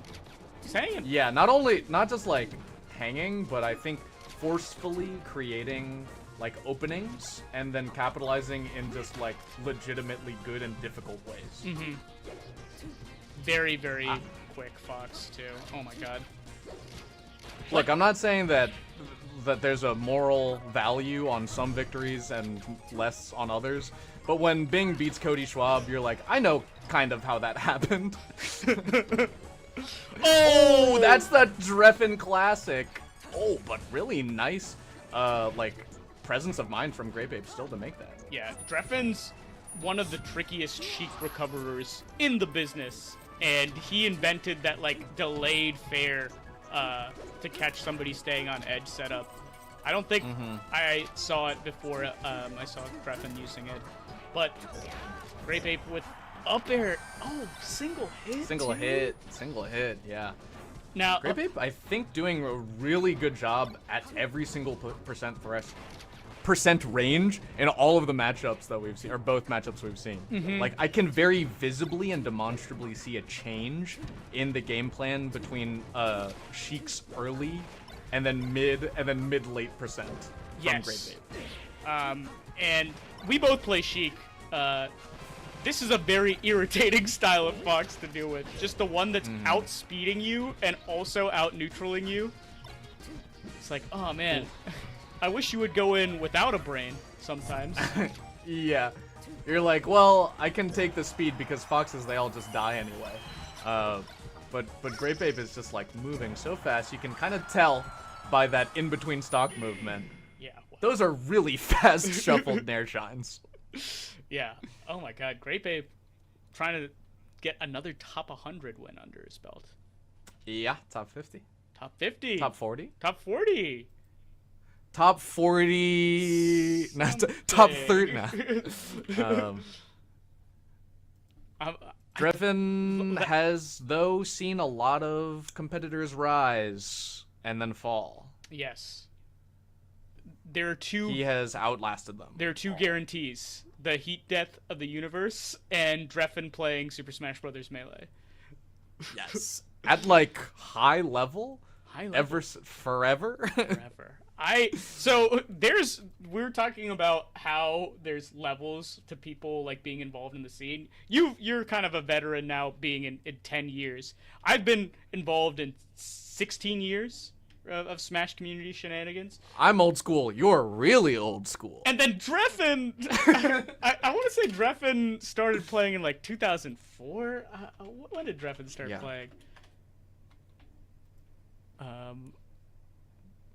Okay. I saw Larfin's blurb a little bit ago. It was saying that he had that one breakout tournament beating Azen and has just not stopped. Drephen's first tournament, according to Smash Wiki, was Getting Schooled 2 in June of 2005. That's awesome. So Drephen is approaching 2 decades of top-level Melee. Getting Schooled 2 is such, like... that sounds like a result from 2005. Yo, you going to Getting Schooled? Yeah, right after Swagfest. I can't wait to see G-Reg and the Doug. Yo. What? Did you guys see that J-Man VOD, that homemade waffles? I don't know. Yep. Old school shit always sounds like that to me. That is a crazy stock from Grape Ape. That Den plays like that. Speaking of homemade waffles plays like that too. As Fox versus Sheik, playing really low and consistently putting out those shuffled shines. I mean, I haven't seen what she can do versus it yet. Yeah, it's hard. I mean, you can crouch to try and deal with it, but I mean, if the Fox does a late aerial, it's just safe against crouch too. So it's like you could do early hitboxes to try and get them before they do the late aerial, but then if they... I mean, it's drills during low percent. Yeah, like short hop drill shines. Yeah, you have to outspace it, because otherwise you'll just get beaten by all of the Fox hits in the scrap. Oh my god. This is actually murder. This is destruction. Oh. I love that back air as well. That is like a really underrated back air. You have to sort of go out in the anticipatory spacing and sort of cross up Sheik as she's coming back, in order to hit her with a hitbox that's not going to be whiff punished. And Grape Ape just low percent 2-stock Drephen to go up 2-0 versus him. This is like watching your dad get beat up. This is... Drephen... Yeah, he actually taught me down air. Yeah, he's taught me so many things. Drephen, if you're watching this VOD back, we love you. We're not beefing anymore, because there was that at a point. Wasn't that like 8 years ago? Drephen remembers. An elephant never forgets. Drephen remembers everything. Yeah. So yeah, the fact that Ape is able to just rush down Drephen like this, it's kind of crazy. It's crazy. Look at like how oppressive this movement and aggression is around this platform from Grape Ape. Look, oh my god, edge canceling on the platforms as well. It's just kind of untouchable. You do have to outspace, and in order for Sheik to do that, 2 Omsateks, not hitting a third because, you know, you've got a wife. You can't be Omsateking all damn day, right? You know that stock's over with. That up air was crazy because it was also invincible. It was just... like, this is Cody Schwab level flowcharts of Sheik punish. Oh, nice. Okay. From Drephen. That's really good. But, okay. Oh, Drephen. Actually a really, really good edge guard. Not just, like, fast and clean, but also the start to it was SDIing the drill off stage. Yeah. Which, I mean, that's 2024. Oh my god. Yeah, the fact that Drephen still has so much, like, old meta habits but can keep up with new meta technology is very, very impressive. It's scary. It's scary. Yeah. Oh my! Ooh, again! Oh my god, Drephen is so, like, unkillable. Except, you know, when he's killed. I think in order to outspace in this situation, June, like we were talking about, I mean, you're not beating it from frame advantage. You have to kind of get a strong hit back air. Yeah. And that's maybe strong hit back air. You can maybe try to do a crazy boost grab. But just if you let Grape Ape get settled in neutral, I don't know if you can do anything but get lucky. Okay. That looked like a good whiff punish from Drephen, but immediately just gets shine up smash. And it looked like a pretty good whiff punish, and just looking at it, it did kill him. Yeah. Oh my god. Dash attack coming out. And Drephen spot dodge is coming out. That was a really good CC grab. This is just looking hard. Reverse fair, that's J-Mook stuff. The low platform I do love. You get the down throw, and the fair gives you a little bit of extra leniency, and I think Drephen is capable of doing this kind of punish, but I think Grape Ape, Grape Ape sees that one coming from literally the whole stage away. This is over, actually. Grape Ape 3-0s Drephen in repeatedly convincing games. Yeah.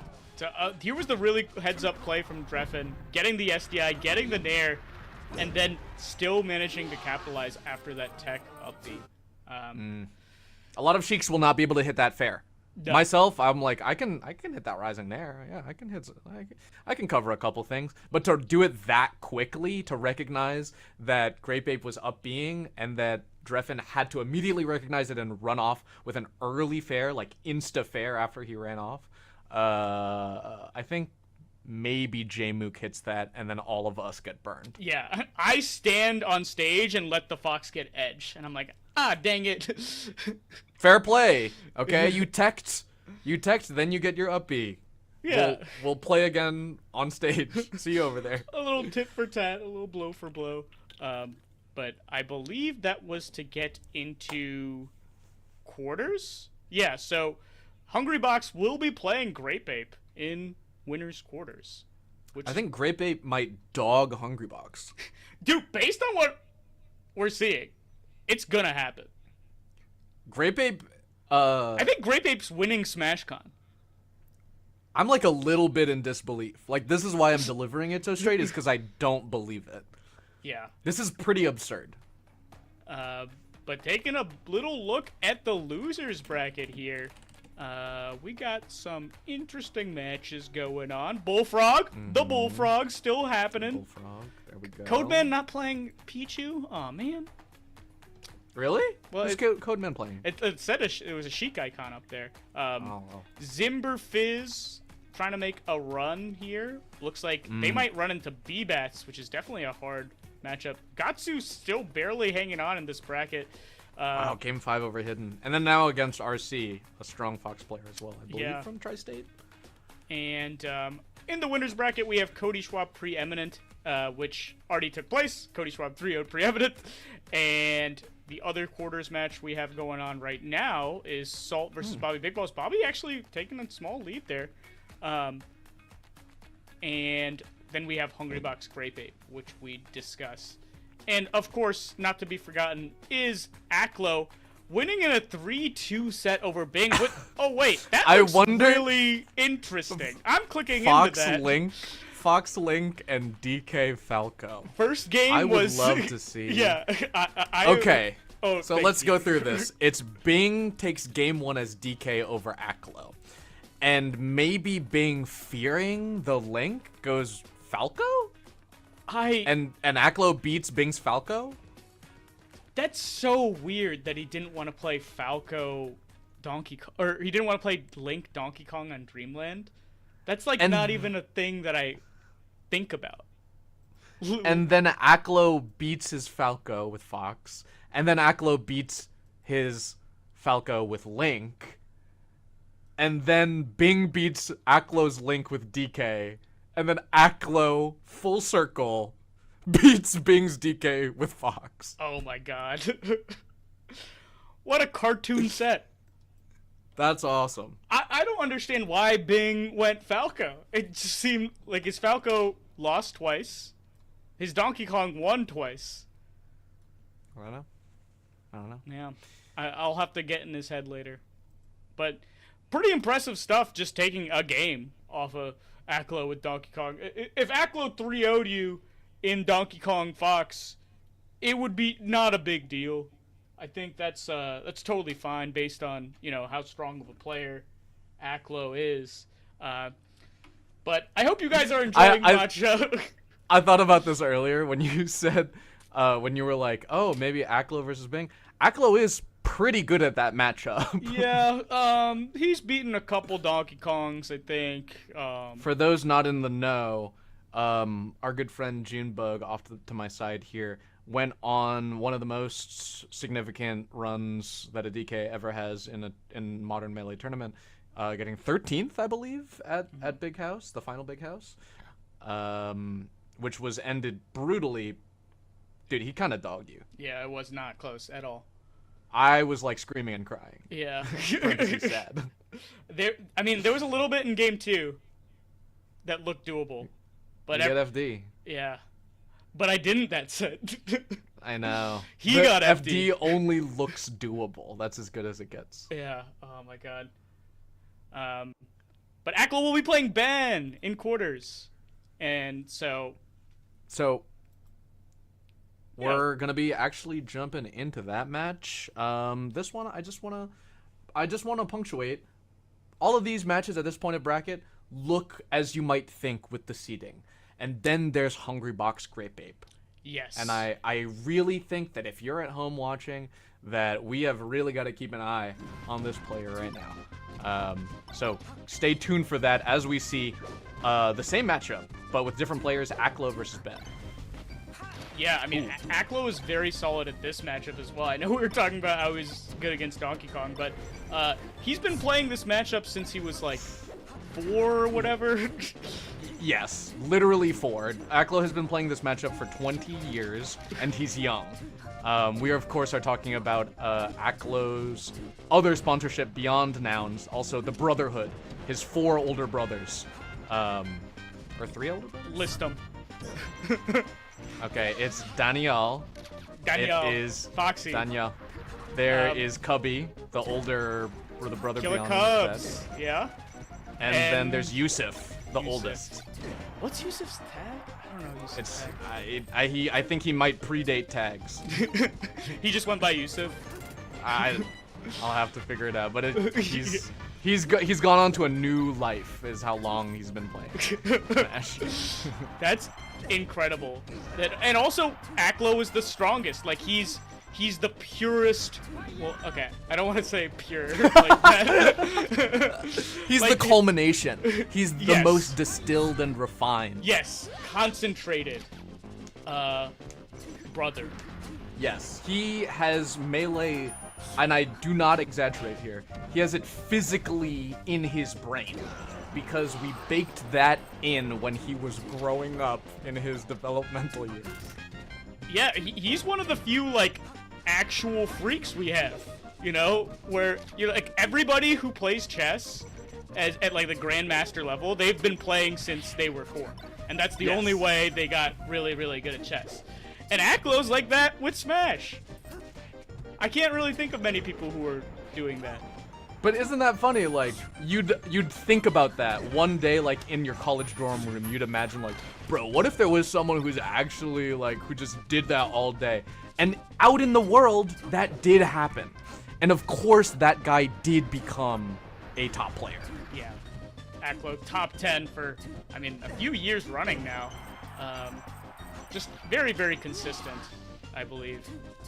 I think the last year has faltered a little bit, but I think the practice has been more on deck. He's been getting a good handle on his mentality. Yeah. And I think we can get some of that crackle back. And a bad year for Aklo is still, like, you know, very, very good. Because he just got top 3 at Warehouse War. Beating... Oh, that's right. Beating Jmook, beating Hungrybox, and popping off Hungrybox. That was a very... He did! You saw that? That was awesome. Yeah, it was awesome. I remember before the set ended, I think he did like maybe a mid-set pop-off where he like looked back. Yes, yes. Hype. Very, very hype. But Ben, also kind of like a young player. I believe he's only 20 and he's been playing since like, he was 12. So that's still very, very solid. Like, we don't get many of those young prodigies in Melee. And, you know, when they have been playing at the younger ages, they're usually quite good. It's awesome. Also, because their brains are malleable. Not like I'm going to mold their brains, but because their ideas are new. They have, like, new approaches to the game. When Ben came on, we were like, yo, this kid is a phenom. Yeah. Like, Hbox described him as an alien. Oh my god, the early Hbox Ben sets. Ooh. Those are juicy. Yes, chef's kiss. Juicy. Absolutely. I was like, Sheik's Bear has that range? Dang. You can use up tilt like that? Yeah. And Aklo, like pretty much everything we saw from him in the first 2 or 3 years, that he like really came onto the scene was insane.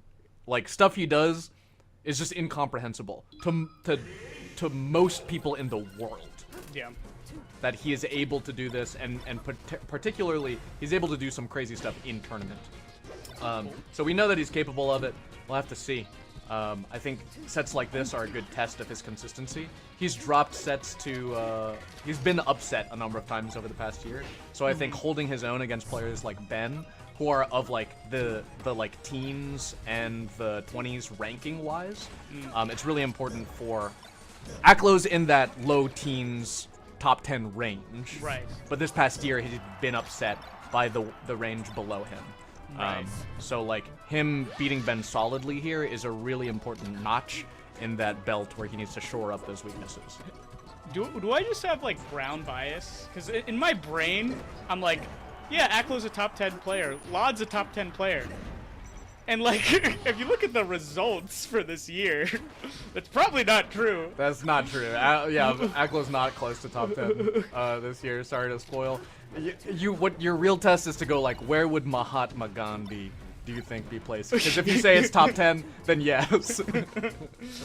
I think Russell Peters is a top 50 player.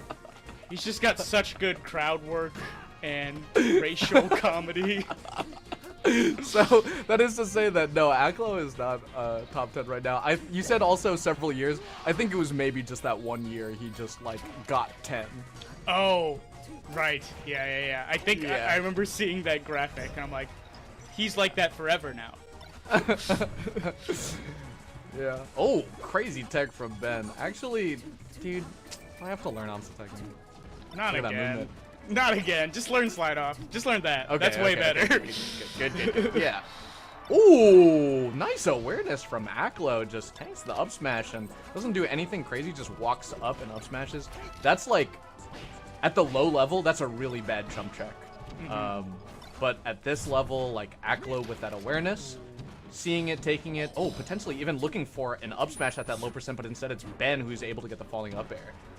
Aklo going for the edge cancel but missing it. Oh my god, what is that out there? Oh! Overshoot! Did you see that?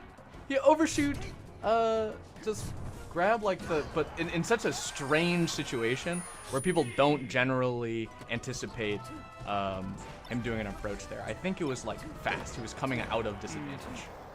Yeah, I mean, Aklo's really fast. And it is, I understand what you're saying where Aklo's also like a very methodical, disciplined player, so that when he takes those like crazy overshoot risks, you're like, what? Why is he here? Yeah. You know? Yeah. You're supposed to be resetting right now. Yeah, I thought You know, were in my gonna- brain, I'm already like, okay, I guess I'm just gonna have to run to the other side of the stage again. Whoa. You know. Huh? Shoutouts to Fox McCloud. I wish Donkey Kong.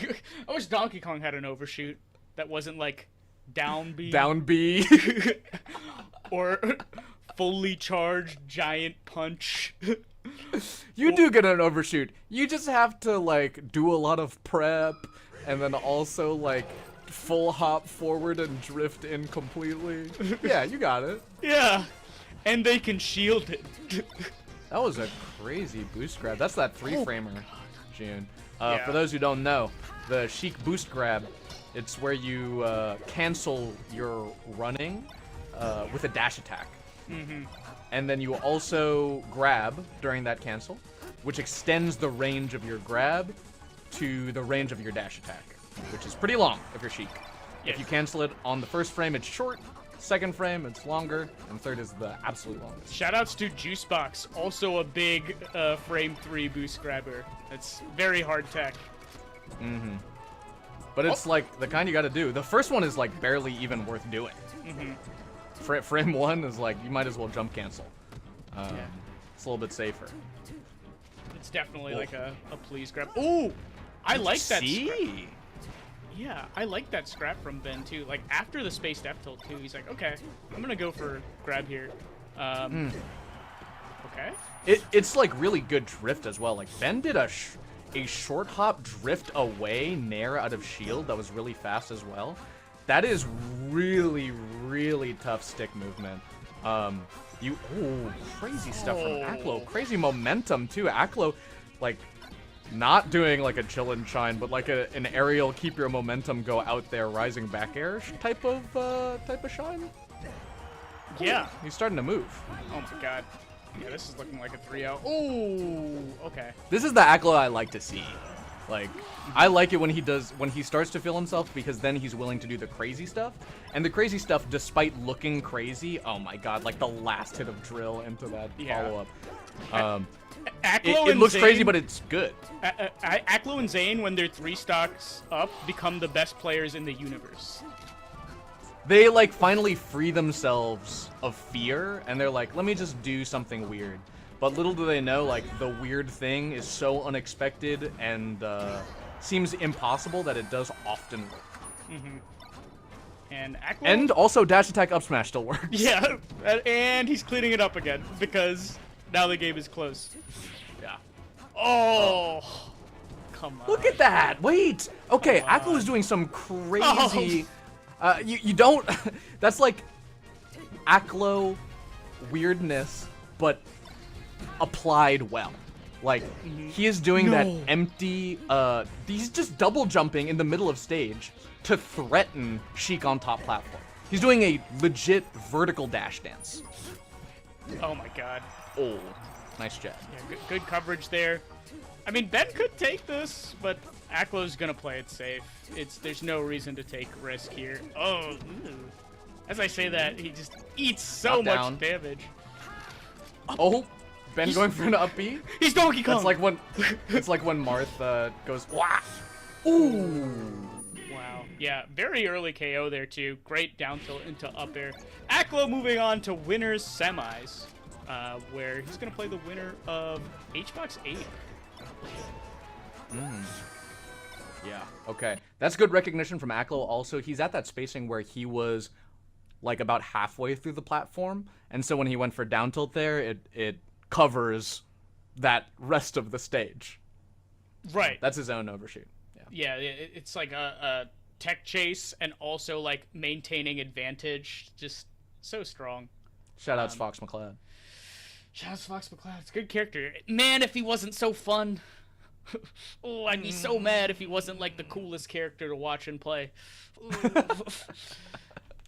Yeah, I love to see Aklo taking off the chains, being like, I'm gonna get freaky with it. I'm gonna reverse grab ledge off of like that weird up B angle. I'm gonna do all of these side B edge cancels. And when he does that, I think his intuition kicks in, and he does like a really strangely threatening like movement pattern around people. It's like bizarre to watch in a very scary way. Yeah, the fact that he can like hit multiple like frame perfect, very, very tight spacing and timing techs, just like string together, like mid shorten edge cancel on top plat. I'm like, okay. You got it. You got it. You're simply better. Built different. Yeah, built different. Let's take a look at how some of our losers matches are going. Alex is currently playing Drephen. That should be interesting. Tough draw for Alex. Rough draw for Alex because Drephen is so good at like those more using Zelda. Matches. Yeah. Even Zelda versus the the bullfrog. The bullfrog has fallen. Mr. President, the bullfrog has fallen. Codeman's back on Pichu potentially. Pichu Fox. Oh. Yeah. We got a tri-state situation with Bing and Codeman up there. Okay. And Melon is waiting on the winner of Dougal versus Nux, who's up 2-0. I believe in the Melon run. Ooh. BBAT's DQs, so Zimberfizz makes it up to play against Agent. That's going to be an interesting matchup as well, Fox Samus. Gahtzu Jeichu, unfortunate draw for Gahtzu. I do think that matchup is horrible for Falcon. Gahtzu also looking pretty beatable today. Yeah. Dropping a couple games after getting upset by Grape Ape, who we're actually about to see face off against Hbox, his hardest test yet. And this is going to be the last set of our block. Oh, wow. Well, we had such a nice journey. I'm dying after this. No. But we'll see. We'll see each other this weekend, and you guys will be guided by Radar and Walt into this top 8. I'm interested to see the best player in the world, aka Grape Ape, beat Hbox. That's right. Hbox, like, Nux was kind of moving on Hbox, but I think Hbox has had a lot of bracket to warm up now. Like, where you saw him clean it up a little bit towards the end of that set, I think he's only gotten more warm since then. So, you know, the smart money is on Hbox. For sure. But. June. Oh. But. Oh, okay. All right. But I got 5 on Grape Ape. You got 5 on. Oh, I have to get. And I'll give you 2-1. I'll give you 2-1. I'll do that. I'll give you 2-1. Yeah. I'll give you 2-1. Oh my god.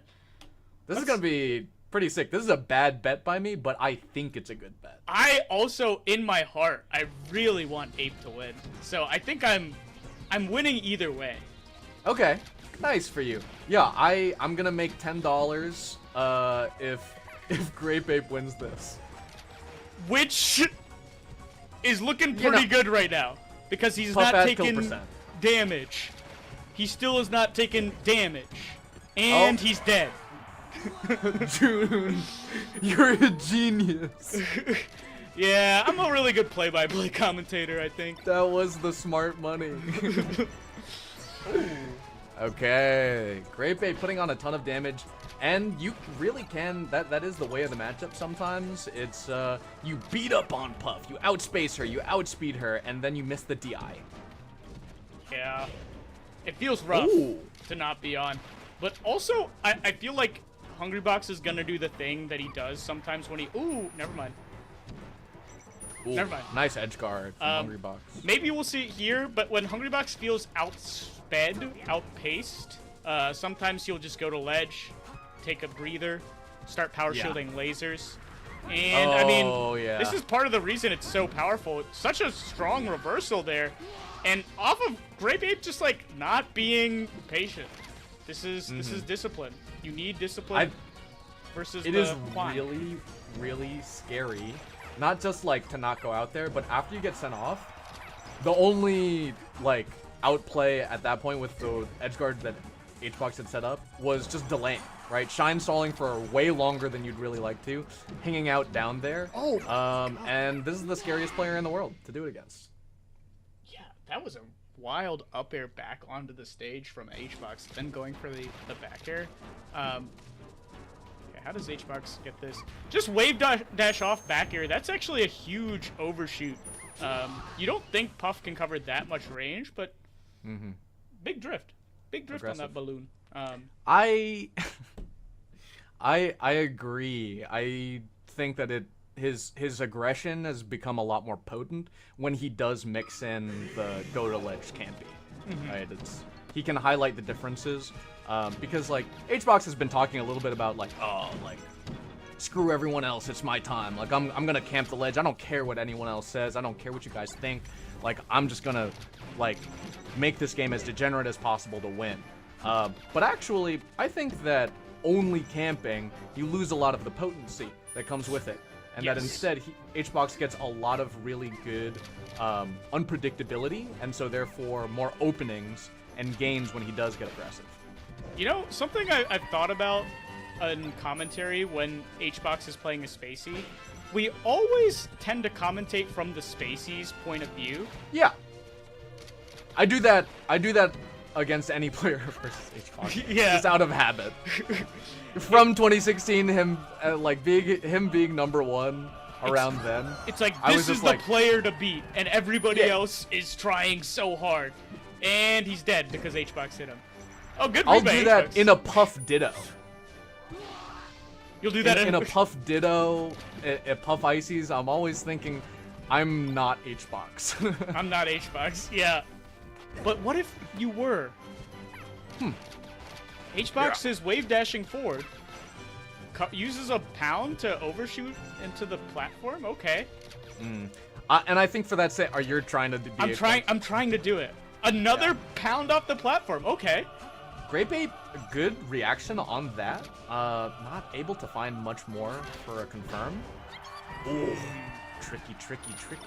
The timing was delayed, and then so Hbox, not sure if that's exactly the DI he was looking for. Oh my god, Hbox sends him to the Shadow Realm with the slideshow. Okay, the lower laser not hitting, and Grape Ape recognizing, I gotta stay warm, but I'm not trying to go over there. Yeah, and notice how Hbox is not taking a single... Okay, well, it's all worth it now. Because Hbox took 1 laser damage. Okay, it's all worth it now. Yeah.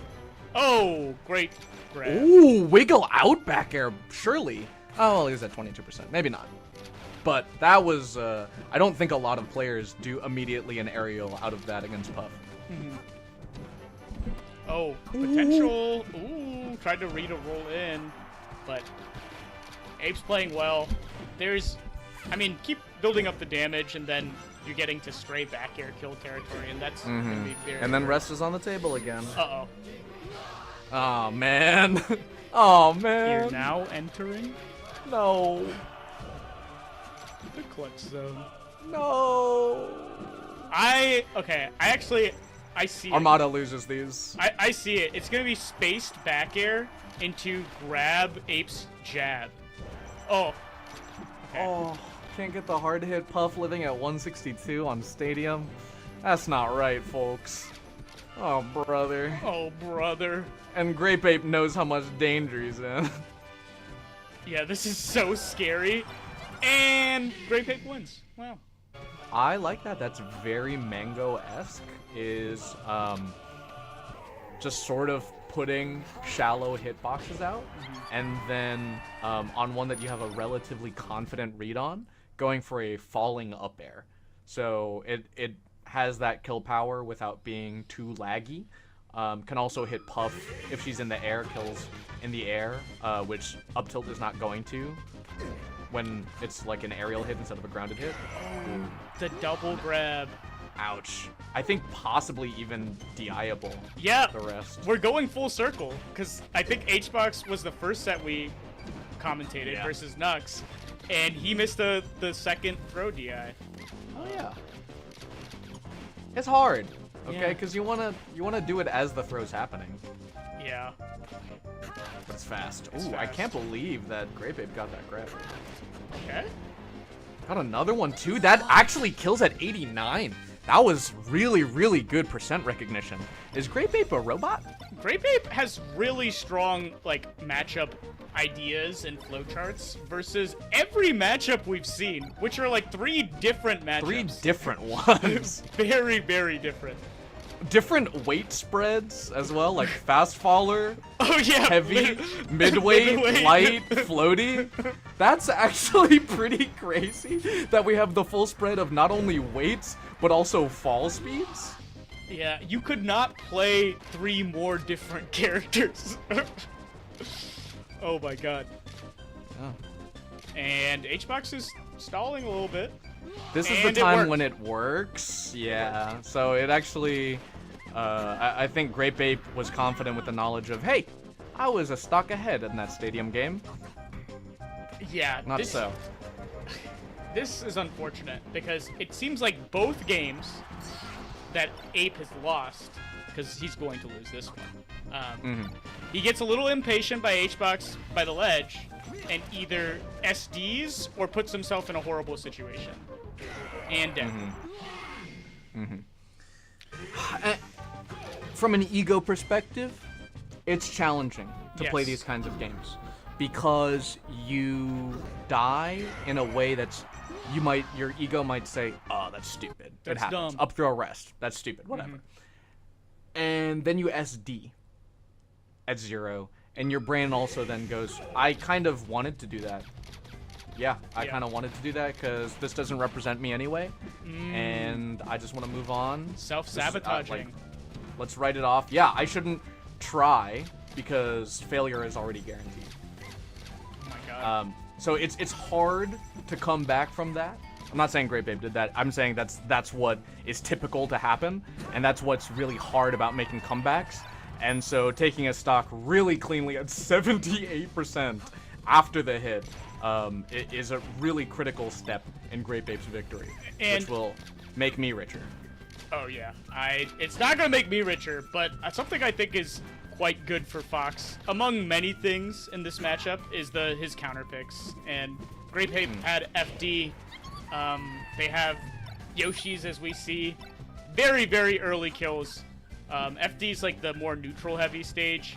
I think he's opting. Oh, okay, interesting. Tried to survive the rest. I think it was at like low enough percent where he was like maybe, or at least didn't try super hard to DI to death, because it was early, even for a rest kill. Oh my god, that up air like avoided jab. All right. I think if Hbox goes more grounded, we might see a lot more maybe like running jabs from Grape Ape. But right now, I think he's looking to build on enough damage where like a stray hit like that is gonna kill. Because at this percent threshold, that's about it. Whoa! Capitalizes on that missed air dodge from Hbox. And I mean, you gotta be close enough to do it. Okay, that's actually great. This is good. It was. Not bad. Yeah. It could have been better, I'll be honest. Yes. I love Grape Ape. Okay. Oh, misses the laser. No. That laser was very crucial. Okay. Potentially up throw up air kill percent. Hbox is looking for a wave dash grab here, but not going to get it. Sharking up air on the platform. I love that he's sharking up air on the platform in like a really aggressive way. Okay, a lot of the Fox players who recognize that Hbox can kill you if you mess up the scrap fail to remember that the scrap is where you find the openings. Yeah. Grape Ape was only able to capitalize on that flubbed movement from Hbox because he was already close enough to do so. Chaos is a ladder. Oh, I love Littlefinger as a character and not like as a human. Also, that's a character, not a concept. Yeah. For Hbox fans, if you see him get the first rest on Game 5, that's not necessarily a good thing. Why is that? Thematically.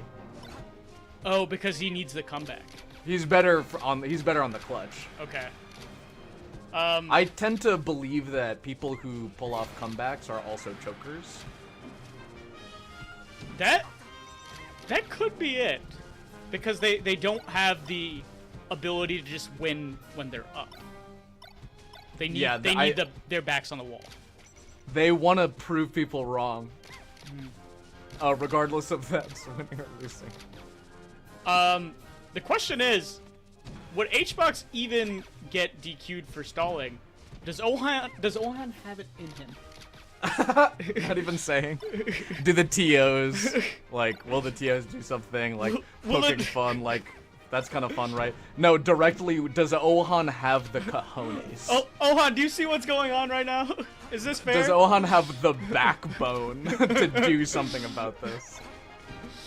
Oh my god. Directly putting a spin on it. Oh, he gets it!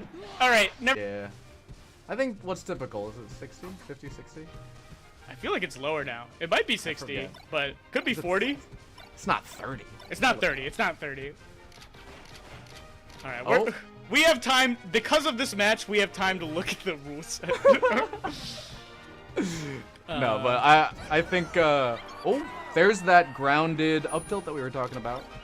Grape Ape with a taunt to power up. And you know Hbox does not like that. What is the ledge grab limit? Okay. I can't find it. Anyway. Okay. Yeah. Grape is doing a good job of... Alright. Tell me. He's not going in right now, which is good, because Hbox isn't either. Now, June, here's what I do in this situation. This is my answer. You don't go in to the ledge, Oh but you my don't god. give. Okay. Oh my god. Really? Really? It's 40. Thank you, Chandler. It's 40. Okay. Yeah. Yes, Ohan. Thank you. Shout out to No, Ohan. is unsolicited DM. Oh, nice. Like parentheses positive. Yeah. Yeah. Oh no, ledge intangibility 2 even prevents the shine. Okay. And another one Okay. from Grape Ape. That's fair because reads the jump. Oh. Rest? Wow. Up airs? Ooh, Hbox with good DI there. This should be it. Oh, Really sick nair from Hbox, but then good DI from Grape Ape back onto the stage. that's it. I mean, Aww. oh. Okay. I'm so... Grape Ape I don't should've think it's lost- happening. Like he's not on Yeah. pace. Grape Ape should have lost a lot of times ago, and I think this one is it. Yeah. Yeah, Hbox wins? Question mark? No, yeah, Hbox wins. Hbox won. See, I think what we saw a lot of is one of two answers. Go in or don't go in. Yeah. But I think that the middle ground is pretend. Neutral Jin. Neutral Jin. Go Yeah. in with some pressure, but don't press it on. If you space closely to make them think that you are there and vulnerable, then they're gonna come and get you. You know, that's when you can be out of there. I like to, personally, when someone's refreshing ledge, just ledge camping, I'll go over, turn around, and just wave dash down. Oh, that's a People fun get off. bait. People Yeah. get off ledge every single time. Just Not the- saying that that's going to work on Hbox, but that is to say that you can pretend and then bait something. You can wave land away. You don't have to stay there. Yeah, I think even the ways that Grape was attacking ledge were a little sus. I think back in the day when Hbox tried this against Armada would actually get a lot of chip damage with down tilts, just like space down tilts at the ledge.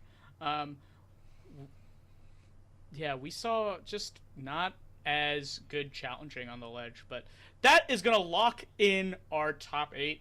Unfortunately, wait, I think that's winners. Wait, that's winners. That's lock in our top 8 winners side, and we're still going to have some people on the loser side, but of course we have 3 Nouns representatives in winners bracket, because there wouldn't be a Nouns bracket without Nouns Cody, Nouns Salt, Nouns Aklo, versus the singular liquid representative, Hungry Box Juan.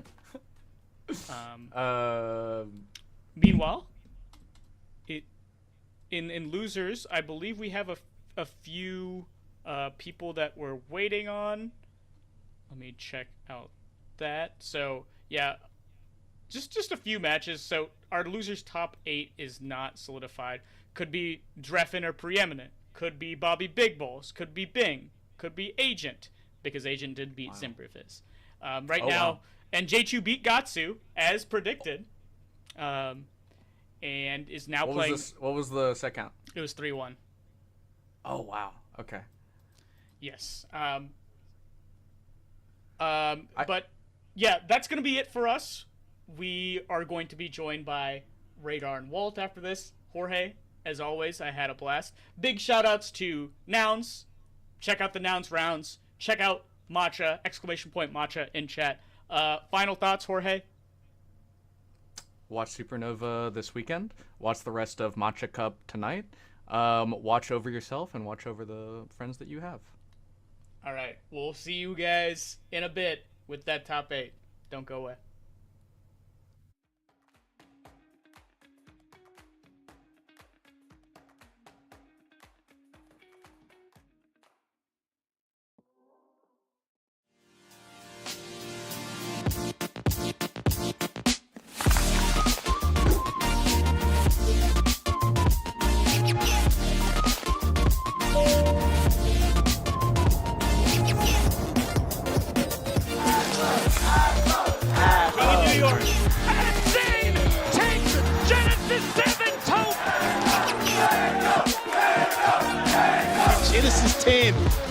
BBB champion.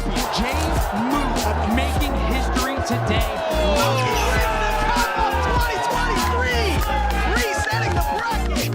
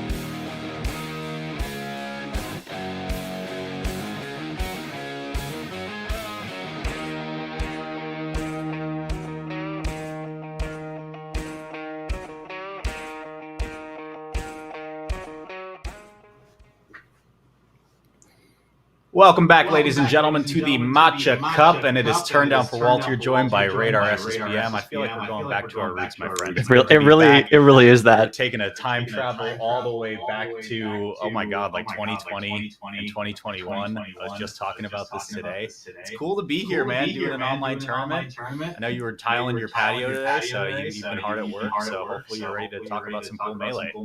It's been like just an exhausting day. I said this right as we hopped in the call. I kind of like lost track of time, was lifting the base of a patio umbrella, which is just heavy to a degree that is insane. And the current place that I live in right now is like a busy enough street that there is A, no parking in front of the apartment, and then B, like even parking illegally close by, and then having to get by yourself this like piece of cement across the street while you're going like this, and like people are honking at you, and it's so heavy. And that was only 6-7 minutes ago. So we are back. I'm glad to be back. We are back in more ways than one, online, ready to watch the rest of the Matcha Cup. Unfortunately, did not get to catch a lot of it because it was during my work hours, but I'm excited to be here. Walt, how are you? We got to see Grape Ape almost beat Hbox. It got real close, game 5. Canadian superstar set prior to us starting.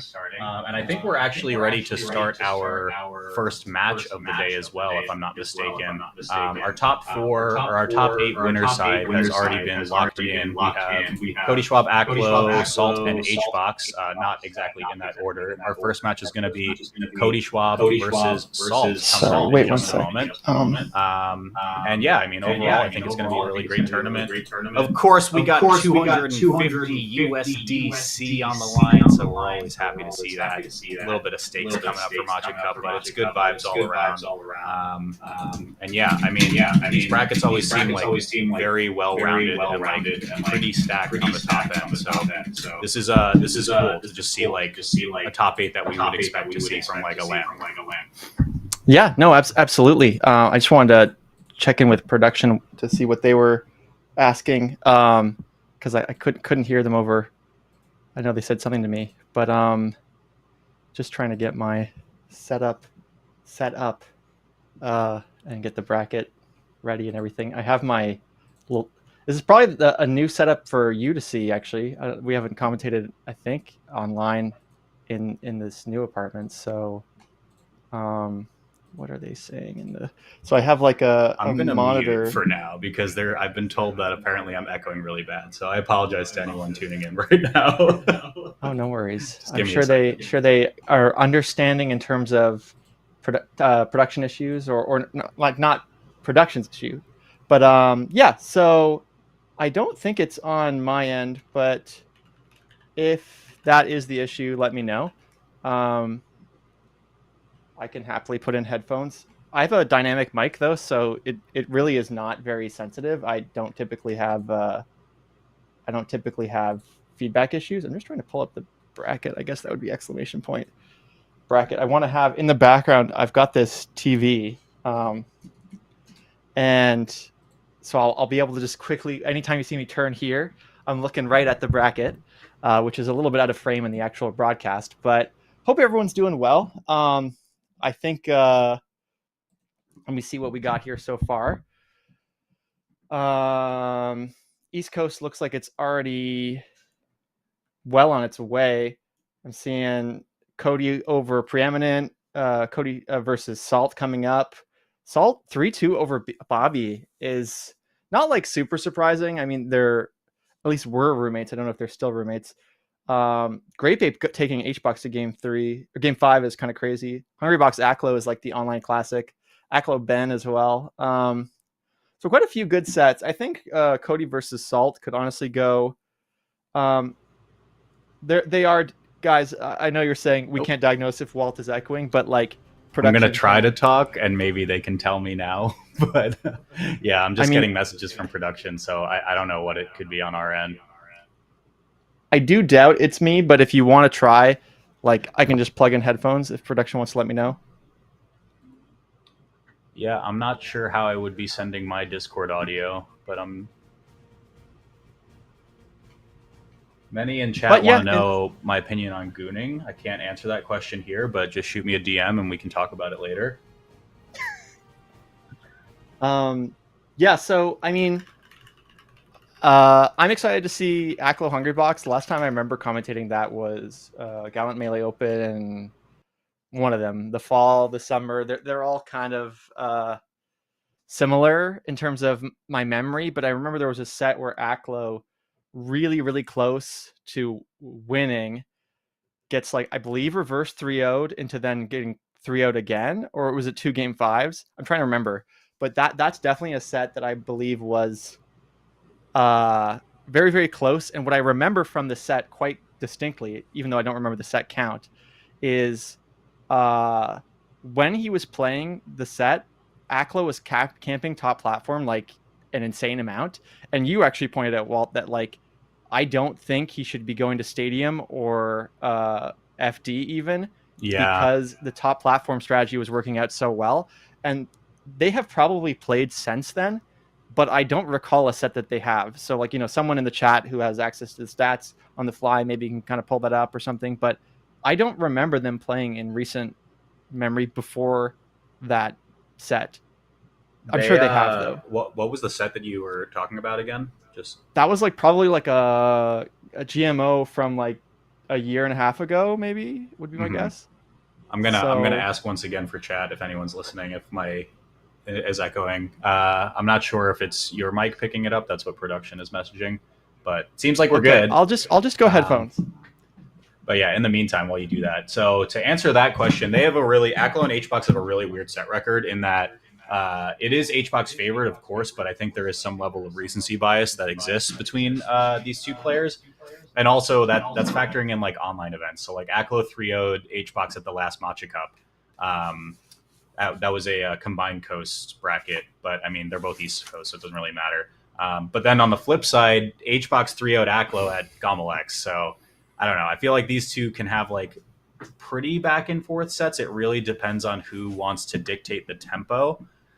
As for Cody and Schwab, I know that Cody and Salt, excuse me. I know that you said it could go either way. We're going to see this one coming up in just a second. This head-to-head is grossly Cody favored. It is like disgustingly Cody favored. I think it's 11-1 or like 11-0 or something like that. And the only time Salt won, at least according to PG stats, was like a random Salt mine from like years ago. Which, like, I honestly feel like I may have commentated, because I feel like I've seen a Salt Cody set go Salt's way. I mean, you know, it's not surprising. You could just pull up the numbers and go this is a very heavily favored set from Cody's end. Which is weird to think about, though, right? Like, you think about Cody's upbringing, you know, as a competitive player, and everyone jokes about the Nun set from SmashCon 2019, where he just gets owned, and then Vish is like, you know, he's quit law school for this and whatever else. He was like not very good against Falcon at the time, but I feel like that's just a testament to how much of a grinder Cody is in these matchups where he's historically wasn't as strong. Yeah, I think that is like one of the things that sort of separates Cody from some other players. Like, unfortunately, you know, I'm not going to call out any names, but we can all think of a player that we like a lot, you know, I'm not even thinking of a specific player. Like, we all know players like this, where it's like, man, they're so good, but they just have a blank problem, or they have like multiple, like they're not good versus floaties, sure. They're not good versus whatever. Think of any Spacey that's like only good versus Spaceys. Think of any Marth that's only good versus Spaceys. Like, and then you go like, but when they play Peach, when they play, you know, Sheik or whatever, they just get bodied. Cody is not like that. Like, he just kind of goes, if I'm not good at a matchup, I guess that'll become the matchup I like focused all my attention on. And it matters a lot. Beautiful season. Yeah, it's crazy to see. Like I said, 2019-ish, he was like not amazing against Falcon. The Nun set happened, and then he was like, I don't want to lose to Falcon anymore. He had like really close runs with players like Wizzy, for instance. And then he had the same exact era with Jigglypuff. I mean, he was trained with Armada for a period of time. He got really, really good against Hungrybox specifically. He's taken that game 1 over Salt. It's looking good. Salt has not gotten to a game 5. And again, I don't mean this as like a bashing Salt moment, because I love Salt. But Salt hasn't gotten to a game 5 against Cody since Training Mode Tuesday, which was a while ago. So it's just tough. I think this is just a really, really hard matchup. for Falcon in general, especially when you're the number 1, number 2 player in the world. Yeah, actually catches the jump there. That'll be the stock. I think one of the things that makes it... Like, it's funny. There are certain matchups in Melee, especially against low tiers, where the more complicated you play, the actual, like, worse you do. Totally. And I feel like Falcon is one of them, where if you end up playing kind of like... in the Falco matchup, at least, it's like not shooting too many lasers and just kind of abusing the fact that you actually have a lot of hitboxes that interact well with Falcon. And Fox has some of that as well, right? Like the up tilt serves a very similar function. The nair serves a very similar function. The back air. Right. So there's just certain moves that Fox has where you don't need to overcomplicate it. You just kind of play the same game plan of knocking him off stage, and you can get really, really far. I mean, I think the same can be said for Falcon, right? And it's interesting that you bring that up because look at that. What a good stock from Salt. I mean, it's enough to equalize. Still have to play on the back foot. But it's funny. I actually interviewed with Wizrobe last week for a video I'm working on for CEO. And in my opinion, I was like, when you think about like all of the Falcons and like where they are, if you put them on a line chart, there's like Wizzy is all the way on one side. He's like really reserved and slow. And then Nun and S2J are all the way on the other side, and they're really fast and crazy. For the longest time, I always thought Salt was like beyond Nun and S2J, like just an actually insane person in terms of how fast she plays. I asked Wizzy about this, and Wizzy's like, yeah, no, I actually think Salt plays a lot like me. And I'm like, I feel like that's crazy to me, like hearing that from him. But his whole thing is like, oh, Salt does like the correct thing a lot of the times, which I think is cool. So to your point about like, slowing the pace down or like doing the correct thing, even if it's on the side of Falcon, Salt does it. No, yeah, I think that is an interesting thing that Wizrobe would say. I can see it, mainly because I think maybe a good way to put it is that Salt plays like Wizrobe if Wizrobe wanted to play like twice as fast and more stylish. Sure, yeah. But like a lot of the ways that she kind of approaches certain situations, she plays a lot of favorable situations, which I feel like Nun doesn't do as much. And that's something that I don't really... Yep. Oh, no! Yeah, insane. No! Oh, my God. What the hell? Are you what the fuck kidding is that, me? man? Like, actually, that's just, like, such a sad moment for... Like, anyone in the chat has experienced that and, has just been, like... Even the Fox player feels kind of like... Yeah. Okay. I mean, that was just a matter of mistiming the stomp, right? But, like, you don't want to get burned on the way down. I don't know. That was all in Salt's hand, and now Cody can take this to the bank. This is rough. Yeah.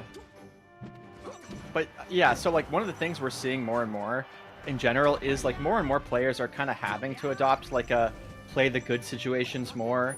Right. Don't kind of play, like, mix-ups you don't have to play. And so even... But the good news is that when we see someone like Salt do that, it still is this like super entertaining, it's cool. fast-paced style, right? Like it doesn't have to be lame. Like, it's such a complicated game that you can just kind of go wild and still be smart about it. Right. That was really good from Salt. Unfortunate on the wake up, but all that off the back of a power shield was really great. Let's see if Salt can get out of disadvantage though.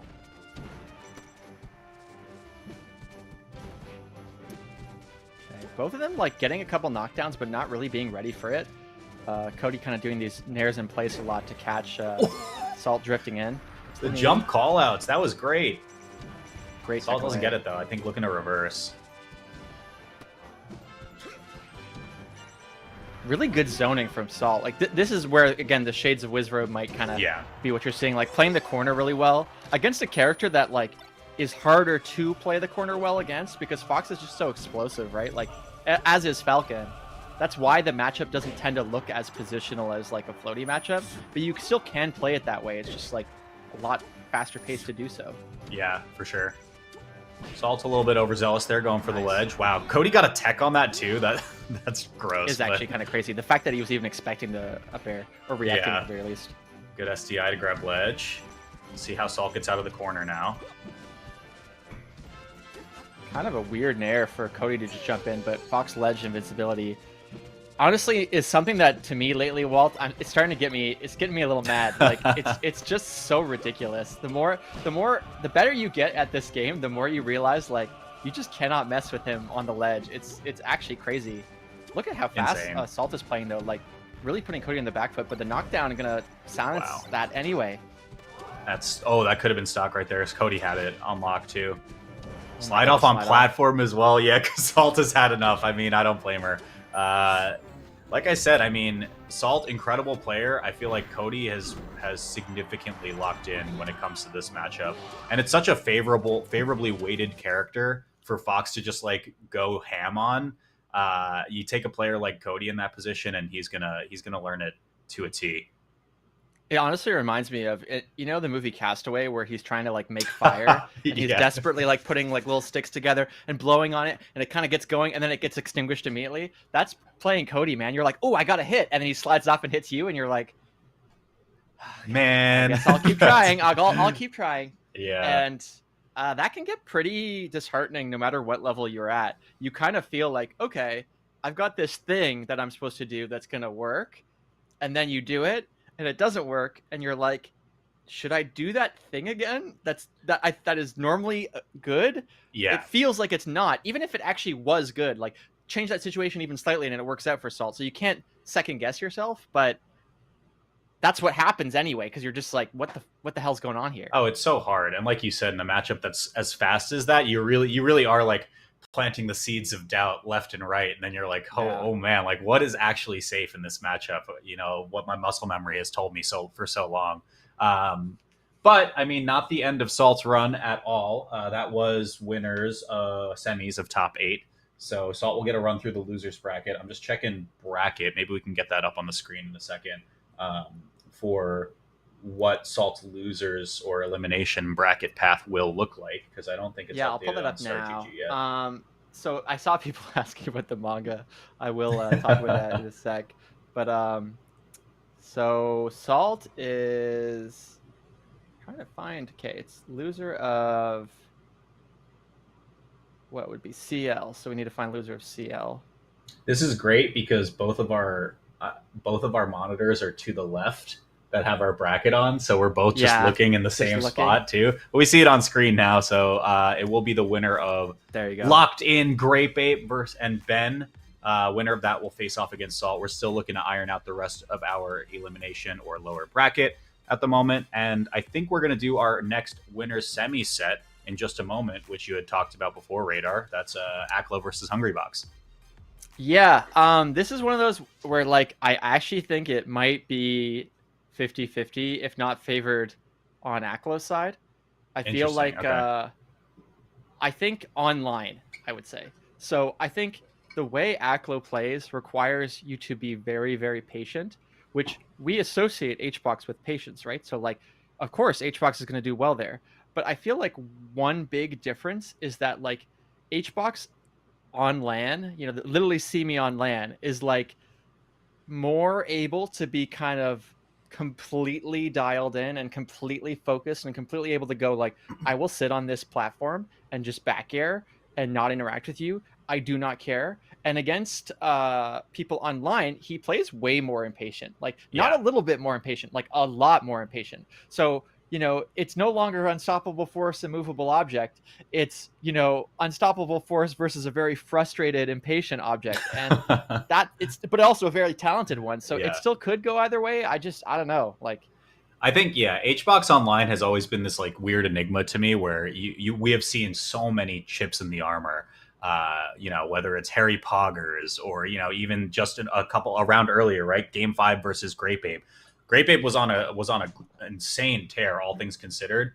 The other thing I will say is when Hbox chooses to not be that impatient ball of frustration that he can be online sometimes, and he locks in more of the LAN mentality, it gets really hard, especially if you're a spacey. And that's what ended up happening in the Grape Ape set as well. I know you said you didn't see it.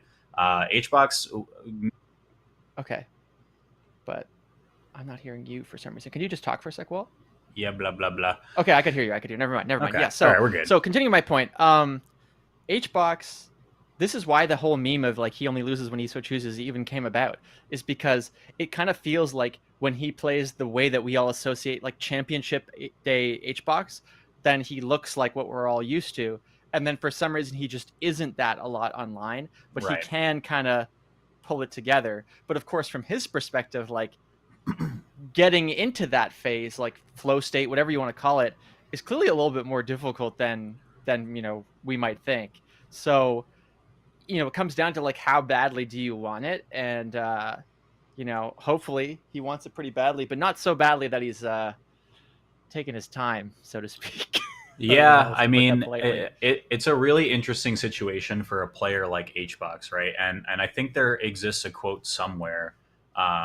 Obviously, he's been doing his like I'm taking Melee seriously right now, and I think him participating in this tournament is a product of that as well. But it's such an interesting thing. I think he said something like, "If I don't win Supernova, like I know that Ultimate wasn't the problem, right? I'm gonna go back to like what I was doing before, since clearly it was fine." Like the whole notion for him like going Melee only was like, oh, Ultimate is ruining me, and then Zane's like, well, I'm gonna let Ultimate ruin me, and I'm still gonna be amazing. So we'll see. I mean, like I think this is the first step, obviously, towards Supernova happening in a couple days. But just being able to get the reps in online versus a player where, even in your opinion, you think he's maybe not even favored against Aklo, is gonna be a good step. Again, want to stress online. I think offline, he is definitely not the favorite. But Aklo, on paper, is what you want out of this matchup. Very passive, playing the good spots, not the bad. Really leveraging the strengths of Fox as a character, and kind of beating Hbox at his own medicine. Because the irony about Fox Puff is that like Fox is so good in the matchup that he's even better than Puff at the things she likes to do against him. So... Ooh, that would have been a kill. Oh, I'm shocked that Hbox didn't dash attack that Omsa tech. He is usually so on point when it comes to that. But again, I mean, online, he was wearing wireless headphones for a long time. It's hard to say. He's usually so on point. One interesting thing that got a lot of flack for when I was on Tipped Off, doing Tipped Off commentary, is I talked a lot about this stage, and there were a lot of people that were like, "This stage is really good for Fox. I don't know what you're talking about." Number one, the stats don't really back that up, especially modern stats. And I'll explain really quickly why. Platform tech chases are pretty good for Jigglypuff. Like, I mean, the fact that they chose to start here is like, should be all you need to know. Now, there's some strategic stuff there. Like, he knows Hbox's, Aklo is going to be a bit more passive, so a small stage makes that playstyle harder. But like, that's also objectively true, where like, even Dreamland, you can run away. You can't run away on Yoshi's the same way. Mm-hmm. Mm-hmm. Yeah, even by like actual stats, if you want to be really nerdy about it, Hbox has close to a 50% win rate on this stage, which is kind of insane to think about. Like, it's actually pretty low, I would say. But we'll see if it works out right now. Aklo has the percent lead, and this is KO percent easily, especially because we're on such a small real estate. Yeah, no, this is any grab will do it, up smash will do it, up tilt, up air, there we go. Great smash DI though from Hbox. Again, something you don't see as much online with him. And I want to stress that none of this is to take away the legitimacy of online. Online is like very, very legitimate. This is a headspace issue. This is not like a connection issue or anything else. It's like it aura. Doesn't feel the same. It's what it is. It literally is. It's like if he has too much aura in person. That's another thing. I was getting cooked for talking about his aura, but like if you meet Hbox in person, you're like, this guy is different, man. Menacing. Like there's he actually is menacing. It's just like, we talked about this a bit. That's the dash attack. Okay, he does have that. It's the exact setup I talked about. So like, I mean, I probably talked about this a little bit, but like when we went to Tipped Off, and Hbox, Walt knows all about this. We were like trying to find something to do after the tournament was over, and Hbox just like puts his arm on my shoulder and says like, "Yo, Waffle House," and I was like, "I've actually never been," and he's like, "You're coming with me. I'm gonna coach you on your order." Oh my god, what an amazing up air. That was nuts. But yeah, so like he literally like I couldn't say no to Hbox. Oh yeah. Professionally ordering for me. The other fact of the matter is, like, you've never been to Waffle House. You got to experience it at least once. It's like a southern delicacy at this point, but it's a southern vacation spot. Not even like for food. You just go there to experience and be part of a family. But let's see. Oh, up throw up there, not enough. Okay, but now we're in that juicy percent. Yeah. So one of the things, speaking of Tipped Off, I talked with Armada quite a bit because he was there as well. Yeah. And Armada said one of the single biggest things, and actually the day after the tournament, it was me, Joshman, Amsa, and Armada, and we all had late flights and we were hanging out. And I was like, what a group of legends. And he was saying to Joshman, the main thing you really want to focus on. Oh, it's over. Sucks. Clutch. The main thing you really want to focus on as a Fox player is you always want to get it so that you're going to trade after a rest, which is very simple. But Josh was like, you know, now that you say that, I'm not really thinking about that as actively as probably I should. So something to consider, you know, of course, but not surprised to see that be really close on the first stage. For sure. Ends up going to Hbox. Now is where we get really interesting though, Walt. Where's the counter pick? Because normally the classic counter pick here would be like something like FD or Pokemon Stadium. And in the past, we've seen that top platform, that campy play. We've already seen Hbox tailoring his stage picks to be on Yoshi's, not Battlefield, not the standard. If there was ever a stage where Battlefield is like the most common starting stage, it is this matchup, and we didn't see that. So I think this is like huge in terms of like wherever they end up going will inform a lot about where Hbox and Aklo are at mentally. Yeah, I think Aklo's best stage is FOD, but yeah, we do see FD instead coming into play. I don't think FD or Stadium is particularly wrong. It's just like hard, you know. I think by the numbers, like Aklo is very good on FOD versus Puff, and that's probably by and large due to him just chilling on top platform. Aklo's just dead. That's insane. That's actually so insane. He's had some good punishes lately. Like I don't know if you saw that Kirby clip he posted, Hbox. Yeah. It was fucking crazy. It was like actually like just madness from a Jigglypuff of all things. But yeah, I like this pick. I think it fits Aklo's kind of slower play style. If you go to Pokemon, you get a little bit less space, whereas I think it kind of can really work out. But this is really good from Hbox so far. That I don't like the up there. Like I think where this set gets really hard for Aklo is he's already fallen behind in the stock advantage, right? So he is stuck in the position where Hbox is doing exactly what Aklo wants to do to him, which is just be on the opposite side of FD, right? And then like really boiled down, Aklo just chills their lasers. Junebug and Jorge brought this up earlier during their block, but you know, there comes a time during every Hungrybox set where he just decides to sit on the other side of the stage and crouch, and he'll power shield a couple lasers here and there. Or like this, we're just going to hang out for a little bit. This is what Aklo wants to do, but he can only do it when he has the stock lead. I do want to point out, by the way, because I complain so much on Twitter that I honestly feel like I contributed to Slippy getting a ledge grab limit. Like I 100% believe that. Fizzy was messaging me. You were a part of this, actually. Fizzy was messaging me, and he was like, "So you really think we should get a ledge grab limit?" And I was like, "Yes." And I gave him all these reasons, and he talked about like what it should look like. Great rest. Hbox is fucking cooking here. He's making me eat my words. Like Aklo favored. What are we talking about? But finishing my thought. The reason why ledge grab stuff is so much of a hot topic is so far, I believe in the last like minute, Hbox has grabbed the ledge 3 times. So you can see if the limit is 45, now it's 4.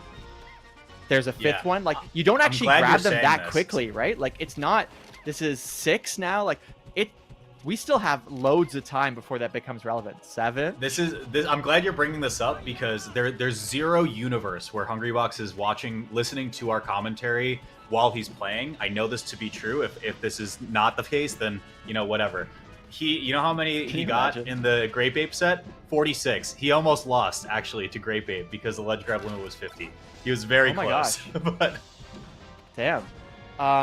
Interesting to know that it's 50. Yeah, there's also been kind of some different thoughts on like what it should be. I'm very adamant that like the lower the better. Like we saw, like that was probably like 10 ledge grabs, and we're seeing from this replay like he's not engaging like that much, you know, like he's kind of like doing some back airs.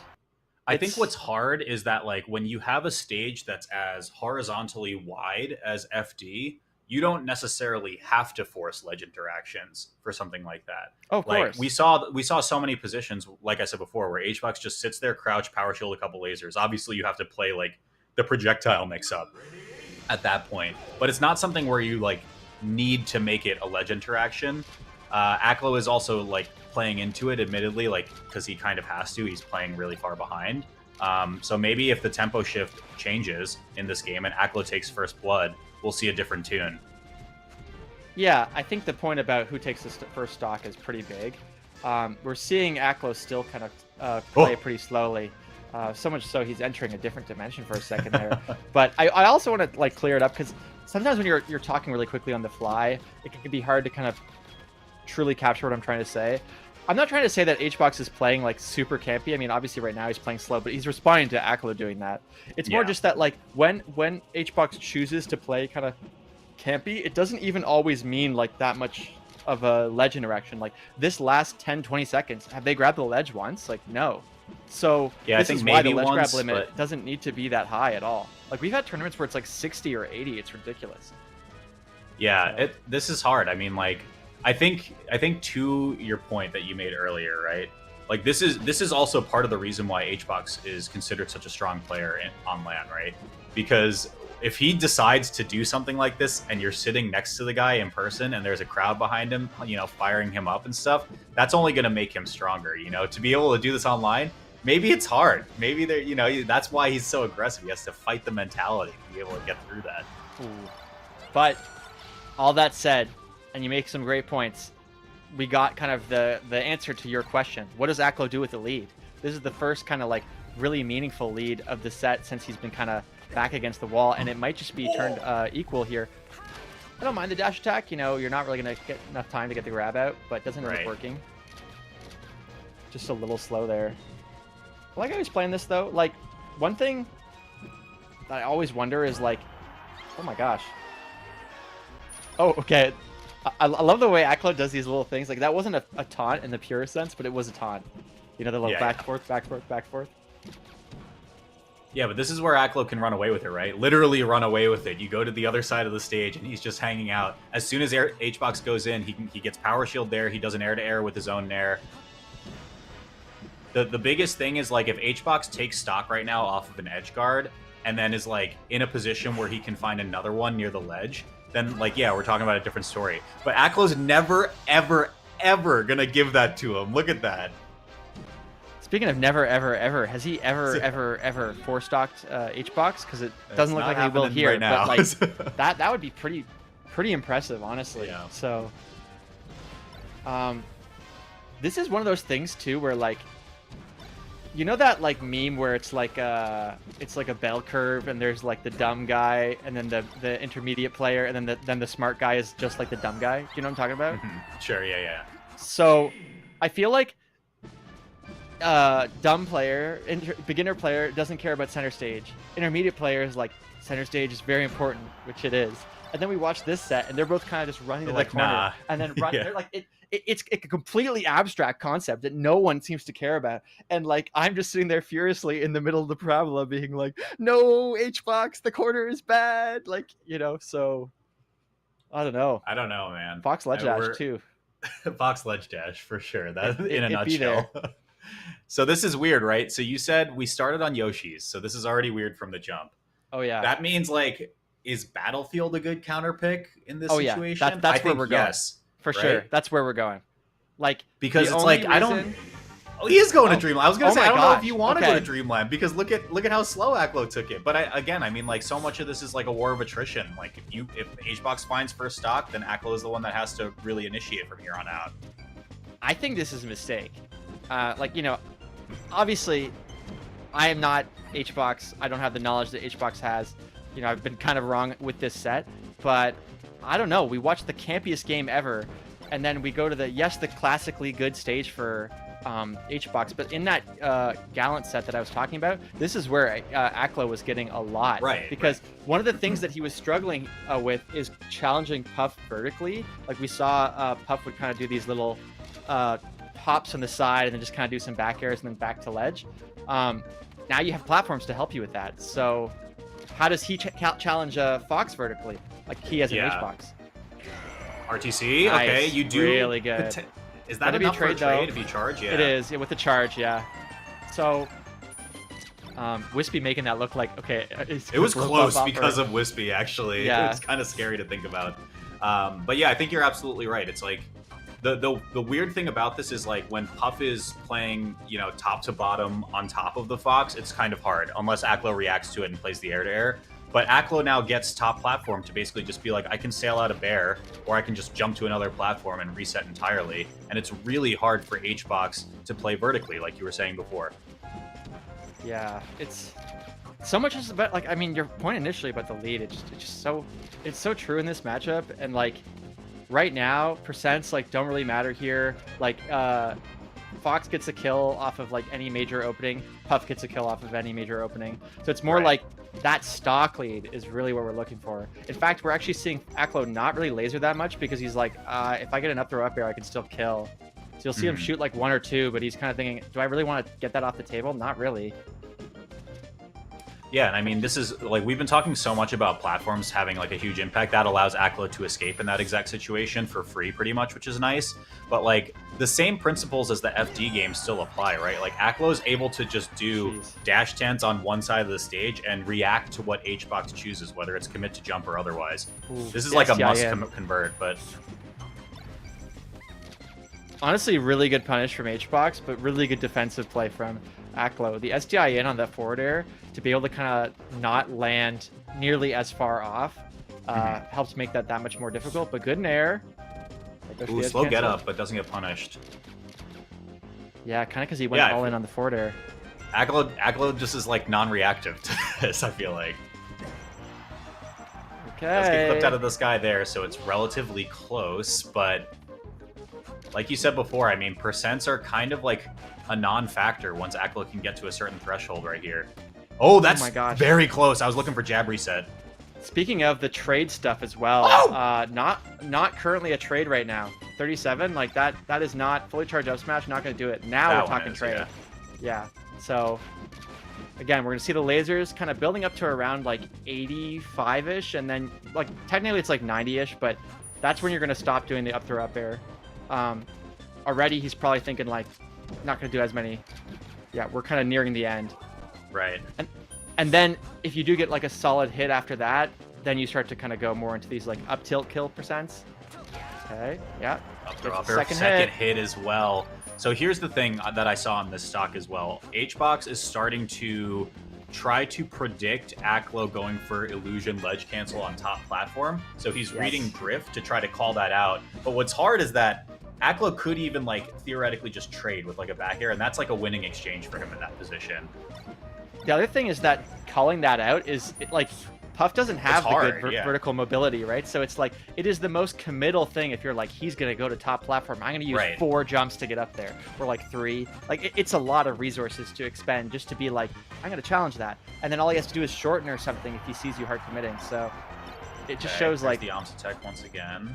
Can get maybe a little bit more percent. Yeah, with a laser.